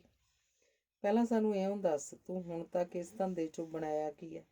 ਜੇ ਕਿਸੇ ਅਮਲੀ ਠਮਲੀ ਦੀ ਘੁਮਾ ਦੋ ਘੁਮਾ ਜ਼ਮੀਨ ਨਾਲ ਰਲਾ ਗਿਆ ਹੋਵੇ, ਵੱਖਰੀ ਗੱਲ ਹੈ। ਆਖ ਥਾਣੇਦਾਰ ਲਾਲ ਵੱਲ ਆਪਣੀਆਂ ਪਾਈਆ ਦੇ ਡੇਲੇ ਕੱਢ ਝਾਕਿਆ। ਬਣਾਉਣਾ ਕੀ ਸੀ? ਜ਼ਮੀਨ ਸੀ ਪਿਛਲੇ ਸਾਲਾਂ 'ਚ ਗਹਿਣੇ ਹੋਈ, ਉਹ ਛਡਾਈ ਆ, ਜਾਂ ਦੋ ਘੁਮਾ ਹੋਰ ਨਾਲ ਰਲੀ ਹੈ? ਅੱਧ ਤੁਸੀਂ ਵੱਢ ਕੇ ਲੈ ਜਾਂਦੇ ਆ, ਕਿਸੇ ਨਾ ਕਿਸੇ ਸਿਆਸੀ ਪਾਰਟੀ ਨਾਲ ਬਣਾ ਕੇ ਵੀ ਰੱਖਣੀ ਪੈਂਦੀ ਹੈ। ਉਹਨਾਂ ਨੂੰ ਫੰਡ ਵੱਖਰੇ, ਸਾਡੇ ਪੱਲੇ ਕੀ ਰਹਿ ਜਾਂਦਾ? ਚੁਣ ਆਹੀ ਆ ਜਿਹੜੇ ਨਸ਼ੇ ਪੱਤੇ ਚੱਲੀ ਜਾਂਦੇ ਆ। ਠਰਕ ਕੀ ਆ ਸਾਲਾ, ਹੋਰ ਕੀ? ਲਾਲ ਬੋਲਿਆ। ਮੈਨੂੰ ਪਤਾ ਹੈ ਤੇਰਾ MLA ਸਾਹਿਬ ਨਾਲ ਸੂਤ ਆ, ਉਹਦੇ ਤੇ ਕੁਝ ਸਾਡੇ ਆਸਰੇ ਨਾਲ ਹੀ ਤੇਰਾ ਇਹ ਅੱਡਾ ਚੱਲਦਾ ਹੈ। ਪਰ ਪਤੰਦਰਾ, ਮਾੜਾ ਮੋਟਾ ਫੀਮ ਸ਼ਰਾਬ ਵੇਚ ਛੱਡੀ ਜਾਂ ਕਿਸੇ ਦੇ ਬਲਦ ਖੋਲ ਲਏ ਜਾਂ ਰਸਾ ਪੜ ਲਿਆ, ਇਹ ਮੋਟੀ ਕਮਾਈ ਵਾਲੇ ਧੰਦੇ ਨਹੀਂ। ਆਖ ਸ਼ਰਮਾ ਆਸੇ ਪਾਸੇ ਝਾਕਿਆ, ਪਰ ਨੇੜ ਕੋਈ ਵੀ ਨਹੀਂ ਸੀ। ਉਹਦੇ ਮੁਲਾਜ਼ਮ ਸ਼ਰਾਬ ਪੀਣ 'ਚ ਮਸਤ ਸੀ, ਕਿਸੇ ਦਾ ਵੀ ਇੱਧਰ ਜਿਵੇਂ ਧਿਆਨ ਨਹੀਂ ਸੀ। ਤੂੰ ਖੁੱਲ੍ਹ ਕੇ ਗੱਲ ਕਰ, ਇਹ ਕੀ ਬਰੇਕਾਂ ਜਿਹੀਆਂ ਲਾ ਬੋਲਦਾ? ਜੋ ਕਹਿਣਾ ਮੂੰਹ 'ਚੋਂ ਬਾਹਰ ਕੱਢ, ਲਾਲ ਨੇ ਆਖਿਆ। ਉਸ ਭਾਣੇ ਥਾਣੇਦਾਰ ਐਵੇਂ ਪਾਣੀ 'ਚ ਮਧਾਣੀ ਪਾ ਰਿਹਾ ਸੀ। ਦੋਹਾਂ ਦੇ ਟੋਰੇ ਵੀ ਜਿਵੇਂ ਬਤਿਆ ਰਹੇ ਸਨ। 2-4 ਤਕੜੇ ਘਰੀ ਡਾਕੇ ਮਾਰੋ, ਥਾਂ ਟਿਕਾਣੇ ਮੈਂ ਦੱਸੂ। ਕਿਸੇ ਹਥਿਆਰ ਦੀ ਲੋੜ ਹੋਊ ਉਹ ਵੀ ਦੇਣ ਦਾ ਮੇਰਾ ਜਮਾ। ਬਸ ਇੰਨਾ ਹੈ, ਤੁਸੀਂ ਮੌਕੇ 'ਤੇ ਨਾ ਫੜੇ ਜਾਓ। ਅਗਲੀ ਜ਼ਿੰਮੇਵਾਰੀ ਮੇਰੀ। ਸ਼ਰਮੇ ਨੇ ਲੱਕ ਤੋਂ ਢਿਲਕਰੀ ਪੈਂਟ ਉੱਪਰ ਚੱਕੀ। ਜਦ ਤੇਰਾ ਸਿਰ 'ਤੇ ਹੱਥ ਹੋਇਆ ਫਿਰ ਤਾਂ ਕੋਈ ਪਰਵਾਹ ਨਹੀਂ ਹੋਣੀ, ਪਰ ਫਿਰ ਵੀ ਡਾਕੇ ਦਾ ਕੰਮ ਵੱਡਾ ਹੁੰਦਾ। ਕੋਈ ਅੱਗੋਂ ਸਿੰਘ ਟੱਕਰ ਗਿਆ ਤਾਂ ਲਾਲ ਨੇ ਆਖਿਆ, ਰਿਸਕ ਤਾਂ ਲਾਲ ਸਿੰਘ ਲੈਣਾ ਹੀ ਪੈਂਦਾ ਹੈ। ਐਵੇਂ ਤਾਂ ਨੋਟ ਘਰੇ ਆਉਂਦੇ ਨਹੀਂ। ਬਸ ਤੁਸੀਂ ਇਮਾਨਦਾਰੀ ਨਾਲ ਮੈਨੂੰ ਮੇਰਾ ਹਿੱਸਾ ਦਿੰਦੇ ਰਿਹਾ ਜੋ। ਪਹਿਲਾਂ ਇਉਂ ਦੱਸ, ਅੱਗੇ ਤੇਰੇ ਨਾਲ ਕਦੇ ਬੇਈਮਾਨੀ ਕੀਤੀ ਹੈ? ਮਹੀਨਾ ਤੇਰੇ ਘਰ ਪਹੁੰਚਦਾ ਕਰੀਦਾ। ਤਨਖਾਹ ਤਾਂ ਭਾਵੇਂ ਤੇਰੀ ਸਰਕਾਰ ਲੇਟ ਕਰ ਦਿੰਦੀ ਹੋਵੇ, ਪਰ ਅਸੀਂ ਤਾਂ 31 ਤਰੀਕ ਨਹੀਂ ਹੋਣ ਦਿੰਦੇ। ਲਾਲ ਨੇ ਆਪਣੀ ਇਮਾਨਦਾਰੀ ਬਾਰੇ ਦੱਸਿਆ। ਵੇਖ ਲਾਲ ਸਿੰਘ, ਉਹ ਤਾਂ ਸਾਡੀ ਰਕਮ ਬੱਝੀ ਹੁੰਦੀ ਆ ਕਿ ਇੰਨੇ ਲੈਣੇ ਆ। ਤੁਹਾਡਾ ਧੰਦਾ ਵੱਧ ਚੱਲਦਾ ਘੱਟ ਚੱਲਦਾ ਸਾਡੀ ਬਲਾ ਤੋਂ। ਇਸ ਕੰਮ 'ਚ ਕੋਈ ਪਤਾ ਨਹੀਂ ਹੁੰਦਾ ਕਿੰਨੀ ਮੋਟੀ ਰਕਮ ਹੱਥ ਆ ਜਾਣੀ ਹੈ। ਹਿੱਸਾ ਇਮਾਨਦਾਰੀ ਨਾਲ, ਸਮਝ ਗਿਆ? ਇਸ ਗੱਲੋਂ ਬੇਫਿਕਰ ਰਹਿ ਥਾਣੇਦਾਰਾ। ਤੇਰੇ ਨਾਲ ਬੇਈਮਾਨੀ ਕਰਕੇ ਕਿਵੇਂ ਬਚਾਂਗੇ? ਨਾਲੇ ਇਹ ਦੱਸੋ, ਇਸੇ ਕੰਮ ਹੀ ਆਏ ਸੀ ਜਾਂ ਹੋਰ ਵੀ ਕੋਈ ਕੰਮ ਸੀ? ਲਾਲ ਨੇ ਪੁੱਛਿਆ। ਹੋਰ ਵੀ ਕੰਮ ਆ। ਮੈਂ ਤੈਨੂੰ ਇੱਕ ਕੇਸ 'ਚ ਗਵਾਹ ਰੱਖਣਾ। ਅਰਾਈਆਂ ਵਾਲੇ ਇੱਕ ਬੰਦਾ ਪਿਪਲੀ ਕੋਲ GT ਰੋਡ 'ਤੇ ਕਤਲ ਹੋਇਆ। ਗਵਾਹ ਮੁਸ਼ਕਿਲ ਚਾਹੀਦਾ ਸੀ। ਧਿਆਨ ਤੇਰੇ 'ਤੇ ਹੀ ਗਿਆ, ਸ਼ਰਮੇ ਨੇ ਦੱਸਿਆ। ਇਹ ਤਾਂ ਬਲਦੀ ਦੇ ਬੂਥੇ ਦੇਣ ਵਾਲੀ ਗੱਲ ਆ। ਮਾੜੇ ਮੋਟੇ ਕੋਈ ਦਾਰੂ ਛਿੱਕੇ ਵਾਲਾ ਕੇਸ ਹੋਵੇ ਤਾਂ ਹੋਰ ਗੱਲ ਆ। ਅਗਲੇ ਮੇਰੇ ਮੱਕੂ ਨਾ ਠੱਪਣਗੇ ਜਿਨ੍ਹਾਂ ਦਾ ਬੰਦਾ ਮੇਰੀ ਗਵਾਹੀ ਨਾਲ ਫਾਹੇ ਆਉਂਦਾ ਹੋਇਆ। ਜੇ ਫਾਹੇ ਨਾ 20 ਸਾਲ ਤਾਂ ਠੋਕੀ ਜਾਣੀ ਹੁੰਦੀ ਆ। ਮਖੌਲ ਥੋੜ੍ਹੇ ਆ ਇਹ। ਲਾਲ ਸਿੰਘ ਫਿਰ ਗਿਆ। ਤੂੰ ਤਾਂ ਇਉਂ ਕਰਦਾ ਜਿਵੇਂ ਕਿਤੇ ਪਹਿਲਾਂ ਗਵਾਹੀ ਭਰੀ ਹੁੰਦੀ ਹੀ ਨਹੀਂ। ਪਿੱਛੇ ਜਿਹੇ ਇੱਕ ਤੇਰੀ ਗਵਾਹੀ ਨਾਲ ਜੀਤੇ ਨਾਂ ਦਾ ਆਦਮੀ 3 ਸਾਲ ਦੀ ਸਜ਼ਾ ਹੋਇਆ ਅਫੀਮ ਦੇ ਕੇਸ 'ਚ। ਥਾਣੇਦਾਰ ਨੇ ਚੇਤਾ ਕਰਾਇਆ। ਉਹ ਯਾਦ ਆ ਮੈਨੂੰ, 2 ਕਿਲੋ ਅਫੀਮ ਦਾ ਕੇਸ ਸੀ। ਪਰ ਤੂੰ ਇਹ ਭੁੱਲ ਗਿਆ ਕਿ ਮੈਂ ਜੀਤੇ ਤੋਂ ਕਚਹਿਰੀ 'ਚ ਭੱਜ ਕੇ ਜਾਨ ਬਚਾਈ ਸੀ। ਉਹ ਤਾਂ ਸੈਸ਼ਨ ਨੇ ਅਪੀਲ 'ਚ ਕੇਸ ਬਰੀ ਕਰਤਾ ਸੀ। ਗੱਲ ਆਈ ਗਈ ਹੋਗੀ, ਨਹੀਂ ਅਗਲਿਆਂ ਮੇਰਾ ਮੱਕੂ ਠੱਪ ਦੇਣਾ ਸੀ। ਉਹ ਤੇਰੀ ਗਲਤੀ ਸੀ। ਤੂੰ ਅਗਲਿਆਂ ਤੋਂ ਗਵਾਹੀ ਮੁੱਕਰਨ ਦੇ ਪੈਸੇ ਲੈ ਗਵਾਹੀ ਭਰ ਗਿਆ ਸੀ। ਜੇ ਨਹੀਂ ਇਉਂ ਸੀ ਤਾਂ ਦੱਸ। ਮੁੱਕਰ ਜਾਂਦਾ ਤਾਂ ਤੂੰ ਡੰਡਾ ਚੜਾਉਣਾ ਸੀ। ਦਬਾ ਤਾਂ ਦੇਈ ਆਉਂਦਾ ਸੀ ਤੂੰ। ਲਾਲ ਨੇ ਚੇਤਾ ਕਰਾਇਆ ਤਾਂ ਸ਼ਰਮਾ ਖੀਗੀ ਕਰਕੇ ਹੱਸ ਪਿਆ। ਵੇਖ ਲੈ, ਜੇ ਆਖੇ ਤਾਂ ਸੌਦੇਬਾਜ਼ੀ ਕਰਵਾ ਦਿੰਦੇ ਆ, ਥਾਣੇਦਾਰ ਨੇ ਆਖਿਆ। ਬੋਲ, ਕਿੰਨੇ ਪੈਸੇ ਦਵਾਏਂਗਾ? ਕਤਲ ਕੇਸ ਆ, ਵੇਖ ਲੈ। ਗਵਾਹੀ ਭਰਨੀ ਮੌਤ ਨੂੰ ਮਾਸੀ ਆਖਣ ਵਾਲੀ ਗੱਲ ਹੈ। ਲਾਲ ਦਾ ਜੀ ਫੁਸਕ ਆਇਆ। ਘਰ ਆਉਂਦੀ ਲਕਸ਼ਮੀ ਨੂੰ ਠੋਕਰ ਮਾਰਨ ਨੂੰ ਜੀ ਨਾ ਕੀਤਾ। ਮਦਈ ਆਪਣੇ ਬੰਦੇ ਆ, ਰਿਸ਼ਤੇਦਾਰ ਆ ਮੇਰੇ। ਗਵਾਹੀ ਠੋਕ ਕੇ ਭਰਨੀ ਪਊ। ਨਾਵਾਂ ਪੂਰਾ ਦਵਾ ਦਊਂ, ਪਰ ਅੱਧਾ ਮੇਰਾ। ਥਾਣੇਦਾਰ ਨੇ ਆਖ ਆਪਣਾ ਟੌਰਾ ਪਲੋਸਿਆ। ਠੀਕ ਹੈ, ਉਸੇ ਹਿਸਾਬ ਗੱਲ ਕਰ ਲਈ। ਉਹ ਕੰਜਰ ਦਿਆ ਬਾਹਮਣਾ ਨਾਲ ਰਿਸ਼ਤੇਦਾਰੀ ਦੱਸਦਾ ਹੈ, ਨਾਲੇ ਥੁੱਕ ਲਾਉਣ ਨੂੰ ਫਿਰਦਾ। ਲਾਲ ਨੇ ਆਖਿਆ ਤਾਂ ਸ਼ਰਮਾ ਮੁਸਕੜੀਆਂ ਹੱਸਿਆ। ਉਹਨੇ ਤਾਂ ਆਪਣੇ ਸਕੇ ਪਿਓ ਨੂੰ ਨਹੀਂ ਬਖਸ਼ਿਆ ਸੀ। ਸ਼ਰਮੇ ਦੇ ਛੋਟੇ ਭਰਾ 'ਤੇ ਕੇਰਾਂ ਕੇਸ ਪੈ ਗਿਆ। ਸ਼ਰਮੇ ਨੇ ਆਪਣੇ ਪਿਓ ਨੂੰ ਉਸ ਕੇਸ 'ਚ ਉੱਪਰਲੇ ਅਫਸਰਾਂ ਦੇ ਨਾਂ 'ਤੇ ਵਕੀਲਾਂ ਮੁਨਸ਼ੀਆਂ ਰਾਹੀਂ ਰੱਜ ਕੇ ਮੁੰਨਿਆ ਸੀ। ਲਾਲ ਤੇ ਸ਼ਰਮੇ ਦੀਆਂ ਗੱਲਾਂ ਮੁੱਕ ਗਈਆਂ ਤਾਂ ਸ਼ਰਮਾ ਆਪਣੇ ਸਾਥੀਆਂ ਨੂੰ ਆਜੋ ਬਾਈ ਆਖ ਜੀਪ 'ਚ ਜਾ ਬੈਠਾ। ਉਹਦਾ ਖਾਣ ਪੀਣ ਜੀਪ 'ਚ ਪਹੁੰਚ ਚੁੱਕਿਆ ਸੀ। ਲਾਲ ਵੀ ਘਰ ਨੂੰ ਤੁਰ ਗਿਆ। ਉਹਨੂੰ ਘਰੋਂ ਬੁਲਾਵਾ ਆਇਆ ਸੀ। ਖੂੰ ਖੂੰ ਕਰਦਾ ਦਲੀਪ ਸੱਥ 'ਚ ਵੜਿਆ ਸੀ ਤਾਂ ਕੱਦੀ ਦਾ ਧਿਆਨ ਉਖੜ ਗਿਆ ਸੀ। ਚਲਦੀ ਗੱਲ ਰੁਕ ਗਈ ਸੀ। ਸੁਣਨ ਵਾਲਿਆਂ ਨੂੰ ਇਉਂ ਲੱਗਾ ਜਿਵੇਂ ਚੱਲ ਰਹੀ ਫਿਲਮ ਦੀ ਕਿਸੇ ਵਧੀਆ ਸੀਨ 'ਤੇ ਰੀਲ ਟੁੱਟ ਗਈ ਹੋਵੇ। ਕੀ ਗੱਲ, ਖੰਘਦਾ ਅੱਜ? ਕੱਦੀ ਨੇ ਵੀ ਖੰਘੂਰਾ ਮਾਰ ਆਪਣਾ ਗਲਾ ਸਾਫ਼ ਕਰਦਿਆਂ ਦਲੀਪ ਤੋਂ ਪੁੱਛਿਆ। ਊਂ ਹੱਥੂ ਜਿਹਾ ਆ ਗਿਆ ਸੀ। ਕਾਹਦੀ ਗੱਲ ਚਲਾਈ ਬੈਠੇ ਸੀ? ਉਹੀ ਲਾਲ ਕੀ ਤਵਾਰੀਖ। ਅੱਜ ਮੈਨੂੰ ਫਸਾ ਲਿਆ ਇਹਨਾਂ ਨੇ, ਆਖ ਕੱਦੀ ਹੱਸ ਪਿਆ। ਚੱਲ ਫੇਰ ਰੁਕ ਕਿਉਂ ਗਿਆ? ਤੇਰਾ ਚੇਤਾ ਵੀ ਵਾਹਵਾ ਹੈ। ਭੁੱਲਿਆ ਵੀ ਤੇਥੋਂ ਕੁਛ ਨਹੀਂ। ਰੱਖ ਦੇ ਸੂਈ ਜਿੱਥੋਂ ਚੱਕੀ ਸੀ, ਦਲੀਪ ਨੇ ਆਖਿਆ ਤਾਂ ਕੱਦੀ ਫੇਰ ਸ਼ੁਰੂ ਹੋ ਗਿਆ। ਲਾਲ ਘਰੇ ਆਇਆ ਤਾਂ ਅੱਗੇ ਸ਼ਾਮੋਂ ਕੋਲ ਕਰਤਾਰਾ ਬੈਠਾ ਸੀ। ਲਾਲ ਨੂੰ ਕੋਈ ਸਮਝ ਹੀ ਨਾ ਆਈ ਪਈ ਕਿ ਕਰਤਾਰੇ ਨੂੰ ਉਹਦੇ ਤੱਕ ਕੀ ਕੰਮ ਹੋਇਆ। ਉਹ ਕਿਆਫੇ ਜਿਹੇ ਲਾਉਂਦਾ ਰਿਹਾ। ਘਰ ਉਹਦਾ ਸੀ। ਬੈਠਣ ਲਈ ਕਰਤਾਰੇ ਨੇ ਆਖਿਆ ਸੀ। ਮੰਜੇ ਵੱਲ ਹੱਥ ਕਰ ਬੈਠ ਲਾਲ, ਤੇਰੇ ਨਾਲ ਇੱਕ ਗੱਲ ਕਰਨੀ ਹੈ। ਸੌਖਾ, ਅੱਜ ਭਰਾ ਦਾ ਹੇਜ ਕਿਵੇਂ ਜਾਗ ਪਿਆ? ਲਾਲ ਨੇ ਆਪਣੇ ਜਾਣੇ ਵਿਅੰਗ ਕੱਸਿਆ। ਮੂੰਹ 'ਚੋਂ ਨਿਕਲੀ ਸ਼ਰਾਬ ਦੀ ਹਵਾੜ ਕਰਤਾਰੇ ਦੇ ਸਿਰ ਨੂੰ ਚੜ੍ਹੀ। ਉਹ ਨੱਕ ਜਿਹਾ ਮਲਦਾ ਬੋਲਿਆ, ਮੈਂ ਚਰਨ ਨੂੰ ਰਿਸ਼ਤਾ ਕਰਾਉਣ ਲੱਗਾ, ਆਪਣੇ ਸਾਲੇ ਸੁਖਦੇਵ ਦੀ ਗੁੱਡੀ ਦਾ। ਸੋਹਣੀ ਸੁਨੱਖੀ ਆ, ਘਰ ਦੇ ਕੰਮਾਂ ਕਾਰਾਂ 'ਚ ਵੀ ਮਾਹਰ ਆ, ਪੜ੍ਹੀ ਵੀ ਆ। ਬਸ ਤੈਥੋਂ ਹੀ ਪੁੱਛਣਾ ਸੀ। ਪਹਿਲਾਂ ਸੋਹਣ ਦਾ ਕਰਨਾ, ਇਹਦੇ ਬਾਰੇ ਵੇਖੀ ਜਾਊ ਜਿਵੇਂ ਹੋਊ। ਲਾਲ ਨੇ ਮੰਜੇ ਤੇ ਸੰਘੇ 'ਚ ਉਂਗਲ ਪਾ ਖਿੱਚੀ ਤਾਂ 2 ਸੂਬੀਆਂ ਦਾ ਜਰਾਕਾ ਪਿਆ। ਵੇਖੀ ਜਾਊ ਦਾ ਕੀ ਮਤਲਬ? ਨਾਲੇ ਇੱਕ ਗੱਲ ਹੋਰ ਆ ਭਰਾ ਮੇਰਿਆ, ਜਿਵੇਂ ਸੋਹਣ ਦੇ ਚਾਲੇ ਆ, ਐਂ ਤਾਂ ਕੋਈ ਧੀ ਦੇਣ ਨਹੀਂ ਲੱਗਾ। ਕੋਈ ਬੰਬਿਆਂ ਕਲਕੱਤਿਆਂ ਵਾਲਿਆਂ ਵੱਲੀਆਂ ਲੈ ਆਵੇਂ ਤਾਂ ਕੁਝ ਕਹਿ ਨਹੀਂ ਸਕਦਾ। ਕਰਤਾਰਾ ਸੱਚੀ ਗੱਲ ਕਹਿ ਗਿਆ। ਸੋਹਣ ਨਹੀਂ, ਉਹਦੀ ਜ਼ਮੀਨ ਨੂੰ ਹੋਣਾ ਹੈ। ਉਹ ਮੇਰੇ ਹਿੱਸੇ ਦਾ ਕੱਲਾ ਵਾਰਸ ਆ। ਤੇਰੀਆਂ ਕਿੱਥੇ ਭੌਂਦੀਆਂ? ਆਖ ਲਾਲ ਨੇ ਆਪਣੀ ਮੁੱਛ ਨੂੰ ਗੇੜਾ ਪਾਇਆ। ਕਰਤਾਰਾ ਇਹ ਗੱਲ ਤਾਂ ਉਹਦੇ ਆਖਣ ਤੋਂ ਪਹਿਲਾਂ ਹੀ ਜਾਣਦਾ ਸੀ, ਪਰ ਫਿਰ ਵੀ ਆਖ ਗਿਆ। ਇਹ ਗੱਲ ਕਿੱਧਰ ਨੂੰ ਗਈ? ਚਰਨ ਨੂੰ ਜ਼ਮੀਨ ਤੋਂ ਪਾਸੇ ਕਰਨ ਵਾਲੀ। ਉਹ ਇਸ ਘਰ ਦਾ ਪੁੱਤ ਨਹੀਂ? ਨਹੀਂ, ਉਹ ਇਸ ਘਰ ਦਾ ਕੁਛ ਨਹੀਂ ਲੱਗਦਾ। ਨੂਰਾਂ ਕਿੱਥੇ ਕਿੱਥੇ ਧੱਕੇ ਖਾਂਦੀ ਰਹੀ ਹੈ ਤੇ ਉਹਦੇ ਢਿੱਡ 'ਚ ਆਇਆ ਕਿੱਥੋਂ ਮੈਂ ਨਹੀਂ ਜਾਣਦਾ। ਜ਼ਮੀਨ ਦੇਣ ਦਾ ਤਾਂ ਉਹਨੂੰ ਸਵਾਲ ਹੀ ਪੈਦਾ ਨਹੀਂ ਹੁੰਦਾ। ਆਖ ਲਾਲ ਨੇ ਸਿਰ ਜਿਹਾ ਸੰਡਿਆ ਤਾਂ ਉਹਦਾ ਟੌਰਾ ਹਿੱਲਿਆ। ਅਕਲ ਨਾਲ ਬੋਲ ਤੂੰ। ਅੱਗੇ ਤਾਂ ਚਰਨ ਨਿਆਣਾ ਸੀ, ਤੇਰੀ ਬਕਵਾਸ ਸਹੀ ਗਿਆ। ਹੁਣ ਉਹ ਅੱਗੇ ਵਾਲਾ ਚਰਨ ਨਹੀਂ, ਤੇਰੀ ਸੰਘੀ 'ਚ ਹੱਥ ਪਾ ਲਿਆ ਕਰੇਗਾ ਕੀ? ਜ਼ਮੀਨ ਤਾਂ ਉਹਨੂੰ ਦੇਣੀ ਨਾ ਦੇਣੀ ਖਾਵੇ ਖਸਮਾਂ ਨੂੰ। ਤੂੰ ਹੋਰ ਸਿਆਪਾ ਨਾ ਪਵਾ ਲਵੀਂ ਕੋਈ। ਕਰਤਾਰਾ ਵੀ ਗਰਮ ਹੋ ਗਿਆ। ਤੂੰ ਸਾਡੇ ਘਰ 'ਚ ਦਖਲ ਨਾ ਹੀ ਦੇਵੇਂ ਤਾਂ ਚੰਗੀ ਗੱਲ ਆ। ਦਿਮਾਗ ਨੂੰ ਟਿਕਾਣੇ ਰੱਖਿਆ ਕਰ ਆਪਦੇ ਨੂੰ, ਤੇ ਆਪਦੇ ਘਰ ਤੱਕ ਹੀ ਸੀਮਤ ਰਿਹਾ ਕਰ। ਲਾਲ ਬੋਲਿਆ। ਦਿਮਾਗ ਤਾਂ ਮੇਰਾ ਟਿਕਾਣੇ ਆ, ਟਿਕਾਣੇ ਕਰਕੇ ਹੀ ਤੈਨੂੰ ਪੁੱਛਣ ਆਇਆ ਸੀ। ਨਹੀਂ ਤੈਨੂੰ ਪਤਾ ਹੀ ਨਹੀਂ ਲੱਗਣ ਦਿੰਦਾ ਸੀ, ਕਦ ਰੋਪਣਾ ਪਵਾ ਦਿੰਦਾ। ਪਰ ਮੈਨੂੰ ਪਿੰਡ ਦੀ ਵੀ ਸ਼ਰਮ ਆ, ਲੋਕ ਲੱਜ ਵੀ ਆ। ਜਦ ਕੁੜੀ ਵਾਲਿਆਂ ਨੂੰ ਪਤਾ ਲੱਗੂ ਜ਼ਮੀਨ ਉਰਾ ਨਹੀਂ, ਉਹ ਤਾਂ ਮੂਤ ਦੀ ਝਾਗਾਂ ਬਹਿ ਜਾਣਗੇ। ਸੂੰ ਦੇਣੇ। ਕੁੜੀ ਭੁੱਖੀ ਨਹੀਂ ਮਰਨੀ ਅਗਲਿਆਂ ਕਿਸੇ ਮਲੰਗ ਦੇ ਲੜ ਲਾ ਕੇ। ਲਾਲ ਆਖ ਰਿਹਾ ਸੀ। ਚੱਲ ਠੀਕ ਆ, ਹੁਣ ਮੈਂ ਜਾਣਾ, ਮੇਰਾ ਕੰਮ ਜਾਣੇ। ਪਰ ਜੇ ਤੂੰ ਹੁਣ ਕੋਈ ਵਿੱਚ ਹੋਰ ਫਾਨਾ ਡਾਹਿਆ, ਮੈਥੋਂ ਬੁਰਾ ਕੋਈ ਨਹੀਂ ਹੋਣਾ। ਚਰਨ ਤਾਂ ਸਮਝ ਮੰਗਿਆ ਗਿਆ। ਮੈਂ ਬਥੇਰਾ ਵੇਖ ਲਿਆ ਤੇਰੇ ਮੂੰਹ ਵੱਲ, ਪਰ ਹੁਣ ਨਹੀਂ ਵੇਖਦਾ। ਕਰਤਾਰਾ ਉੱਠ ਤੁਰ ਪਿਆ, ਪਰ ਬਾਹਰ ਲੰਘਣ ਤੋਂ ਪਹਿਲਾਂ ਮੂੰਹ ਭੁਆ ਬੋਲਿਆ। ਮੈਂ ਸ਼ਗਨ ਫੜ ਲੈਣਾ। ਇੰਨੀ ਗੱਲ ਜ਼ਰੂਰ ਆ, ਰੋਪਣਾ ਨਹੀਂ ਪਾਉਂਦੇ। ਮੈਨੂੰ ਪਤਾ ਹੈ ਜੇ ਇਸ ਘਰੇ ਰੋਪਣਾ ਪਾਈ, ਤੂੰ ਤੇ ਸੋਹਣ ਕੰਜਰਖਾਨਾ ਕਰੋਗੇ। ਘਰੇ ਕਲੇਸ਼ ਵਧੂ।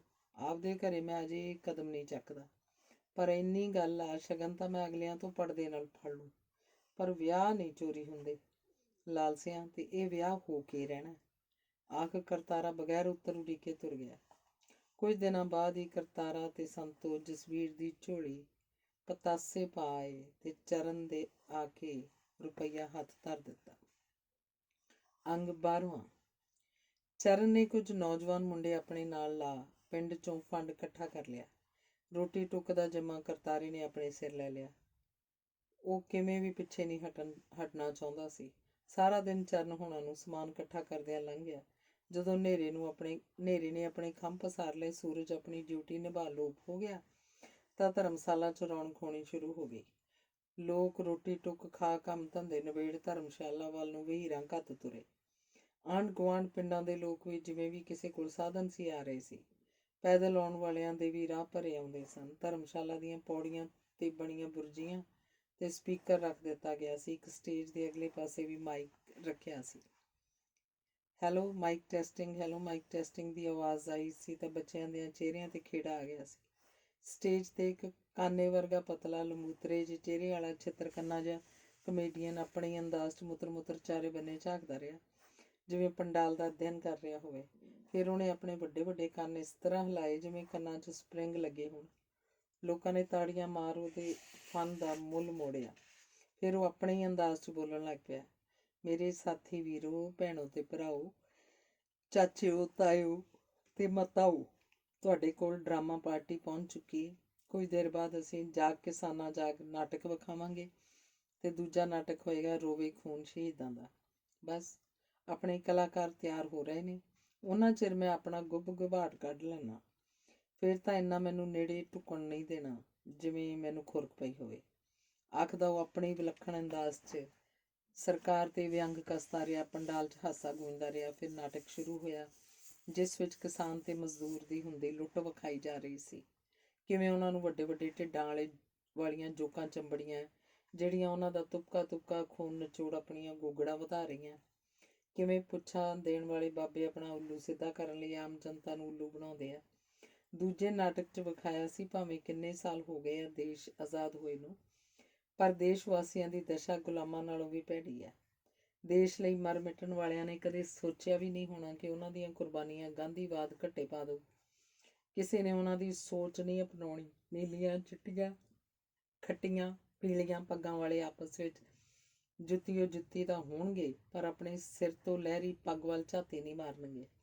ਸਿੱਖ, ਹਿੰਦੂ, ਮੁਸਲਮਾਨ 'ਚ ਦੰਗੇ ਕਰਵਾ ਆਪਣੀਆਂ ਕੁਰਸੀਆਂ ਬਰਕਰਾਰ ਰੱਖਣ ਦੀ ਕੋਸ਼ਿਸ਼ ਕਰਨਗੇ ਤੇ ਸ਼ਹੀਦਾਂ ਦਾ ਖੂਨ ਇਹ ਸਭ ਵੇਖ ਰੋਊ ਕਰਲਾਊ ਰੂਹਾਂ ਚੀਕ ਝਿਹਾੜ ਪਾਉਣਗੀਆਂ। ਆਪੋ ਆਪਣੇ ਕਿਰਦਾਰ ਹਰ ਕਲਾਕਾਰ ਨੇ ਬਹੁਤ ਵਧੀਆ ਨਿਭਾਏ ਸਨ। ਲੋਕ ਨਾਟਕ 'ਚ ਇੰਨੇ ਖੁੱਭ ਗਏ ਸਨ ਕਿ ਸੂਈ ਸੁੱਟਿਆਂ ਖੜਕਾ ਕਰਦੀ ਸੀ। ਨਾਟਕਾਂ ਤੋਂ ਬਾਅਦ ਕਮਿਕਰ ਨੇ ਆਪਣਾ ਭਾਸ਼ਣ ਦਿੱਤਾ। ਉਹ ਬੋਲ ਹੀ ਰਿਹਾ ਸੀ ਕਿ ਜਦ ਚਰਨ ਨੇ ਉਹਦੇ ਕੰਨ 'ਚ ਆਖਿਆ, ਮੇਰਾ ਭਰਾ, ਤੇ ਉਹਦੇ ਨਾਲ ਹੋਰ 2-4 ਅਮਲੀ ਖਮਲੀ ਜਿਹੇ ਪੰਡਾਲ ਦੇ ਪਾਸੇ ਗੇੜੀਆਂ ਜੀਆਂ ਦਿੰਦੇ ਫਿਰਦੇ ਆ। ਮਾੜਾ ਜਿਹਾ ਸਪੀਕਰ 'ਚ ਬੋਲਦੇ ਢੰਗ ਨਾਲ ਕੰਨ ਹੋ ਜਾਣ ਉਹਨਾਂ ਨੂੰ, ਊਂ ਫਿਕਰ ਵਾਲੀ ਕੋਈ ਗੱਲ ਨਹੀਂ। ਸਲੋਤਰ ਲੈ ਕੇ ਆਪਣੇ ਮੁੰਡੇ ਬਾਹਰ ਖੜੇ ਆ, ਚਿੜੀ ਨਹੀਂ ਚੂਕਣ ਦਿੰਦੇ, ਪਰ ਫਿਰ ਵੀ। ਕਮਿਕਰ ਨੇ 2 ਮਿੰਟ ਠਹਿਰ ਆਖਿਆ। ਆਵਾਜ਼ ਗੂੰਜਦੀ ਤੁਰੀ ਗਈ। ਜਿਹੜੇ 2-4 ਆਦਮੀ ਪੰਡਾਲ ਤੋਂ ਬਾਹਰ ਚੀਕਾਂ ਜੀਆਂ ਮਾਰਦੇ ਫਿਰਦੇ ਆ, ਬਾਜ਼ ਆ ਜਾਣ। ਜੇ ਠੁੱਕਣ ਲੱਗ ਪਈਆਂ ਉਹਨਾਂ ਨੂੰ ਤਾਂ ਭੱਜਣ ਲਈ ਥਾਂ ਨਹੀਂ ਮਿਲਣੀ। ਅਸੀਂ ਬਿਨਾਂ ਵਜ੍ਹਾ ਐਰੀ ਗੈਰੀ ਨੱਥੂ ਖੈਰੀ ਨਾਲ ਉਲਝਣਾ ਨਹੀਂ ਚਾਹੁੰਦੇ। ਉਹ ਆਪਣੇ ਸ਼ਰੀਕੇ ਆਪਣੇ ਕੋਲ ਹੀ ਰੱਖਣ ਤੇ ਕਿਸੇ ਭੁੱਲ ਭੁਲੇਖੇ ਵਿੱਚ ਵੀ ਨਾ ਤੁਰੇ ਫਿਰਨ। ਠਾਹ ਠੂਹ ਸਾਨੂੰ ਵੀ ਕਰਨੀ ਆਉਂਦੀ ਆ। ਆਖਣ ਦੀ ਦੇਰ ਸੀ, ਸੋਹਣ ਤੇ ਉਹਦੀ ਜੁੰਡਲੀ ਕੰਨ ਝਾੜ ਤੁਰ ਗਈ। ਕਮਿਕਰ ਨੇ ਫੇਰ ਆਪਣਾ ਭਾਸ਼ਣ ਚਾਲੂ ਕਰ ਦਿੱਤਾ। ਮੇਰੇ ਵੀਰੋ, ਸ਼ੇਰਾਂ ਦੀਆਂ ਮਾਰਾਂ ਤੇ ਅਸੀਂ ਗਿੱਦੜ ਕਲੋਲਾ ਨਹੀਂ ਕਰਨ ਦੇਣੇ। ਜਿੰਨਾ ਚਿਰ ਸਰਮਾਏਦਾਰੀ ਸਿਸਟਮ ਖਤਮ ਨਹੀਂ ਹੁੰਦਾ, ਸਾਡੀ ਜੰਗ ਜਾਰੀ ਰਹੂ। ਅਸੀਂ ਲੋਕਾਂ ਨੂੰ ਜਾਗਰਤ ਕਰਕੇ ਰਾਵਣ ਰਾਜ ਖਤਮ ਕਰਾਂਗੇ। ਲੋਕ ਜਾਗਰਤ ਹੋਣਗੇ ਤਾਂ ਹੀ ਲੰਕਾ ਸੁਆਹ ਹੋਊ। ਜਿੰਨਾ ਚਿਰ ਤੁਸੀਂ ਤੀਲਾ ਤੀਲਾ ਹੋਏ ਬੌਕਰ ਦਾ ਰੂਪ ਨਹੀਂ ਧਾਰਦੇ, ਇਸ ਦੇਸ਼ 'ਚੋਂ ਗੰਦ ਨਹੀਂ ਹੁੰਜਿਆ ਜਾਣਾ। ਸਾਥੀ ਵੀਰੋ, ਤੁਸੀਂ ਕਦੀ ਰੇਲ ਦੇ ਸਫ਼ਰ ਕਰਦਿਆਂ ਸ਼ਹਿਰਾਂ ਕਸਬਿਆਂ ਦੇ ਨਜ਼ਦੀਕ ਰੇਲਵੇ ਲਾਈਨ ਦੇ ਖਤਾਨਾਂ 'ਚ ਜਾਂ ਖੇਤ ਖਲਿਆਣਾਂ 'ਚ ਹਾਜ਼ਤ ਨੂੰ ਗਏ ਛੋਟੇ ਵਰਗ ਨੂੰ ਧੱਕੇ ਵੱਜਦੇ ਵੇਖੇ ਹੋਣਗੇ। ਇਹ ਕੋਈ ਜੂਨ ਆ ਜਿਹੜੀ ਗਰੀਬ ਨੂੰ ਹੰਢਾਉਣੀ ਪੈਂਦੀ ਆ? ਮੈਂ ਇਹ ਗੱਲ ਕਰਦਿਆਂ ਸ਼ਰਮ ਮਹਿਸੂਸ ਨਹੀਂ ਕਰਦਾ ਕਿ ਕਈ ਵਾਰ ਹਾਜਤ ਲਈ ਬੈਠੀਆਂ ਧੀਆਂ ਭੈਣਾਂ ਨੂੰ ਅੱਧ ਵਿਚਾਲੇ ਉੱਠਦਿਆਂ ਬਹਿੰਦਿਆਂ ਵੇਖਿਆ।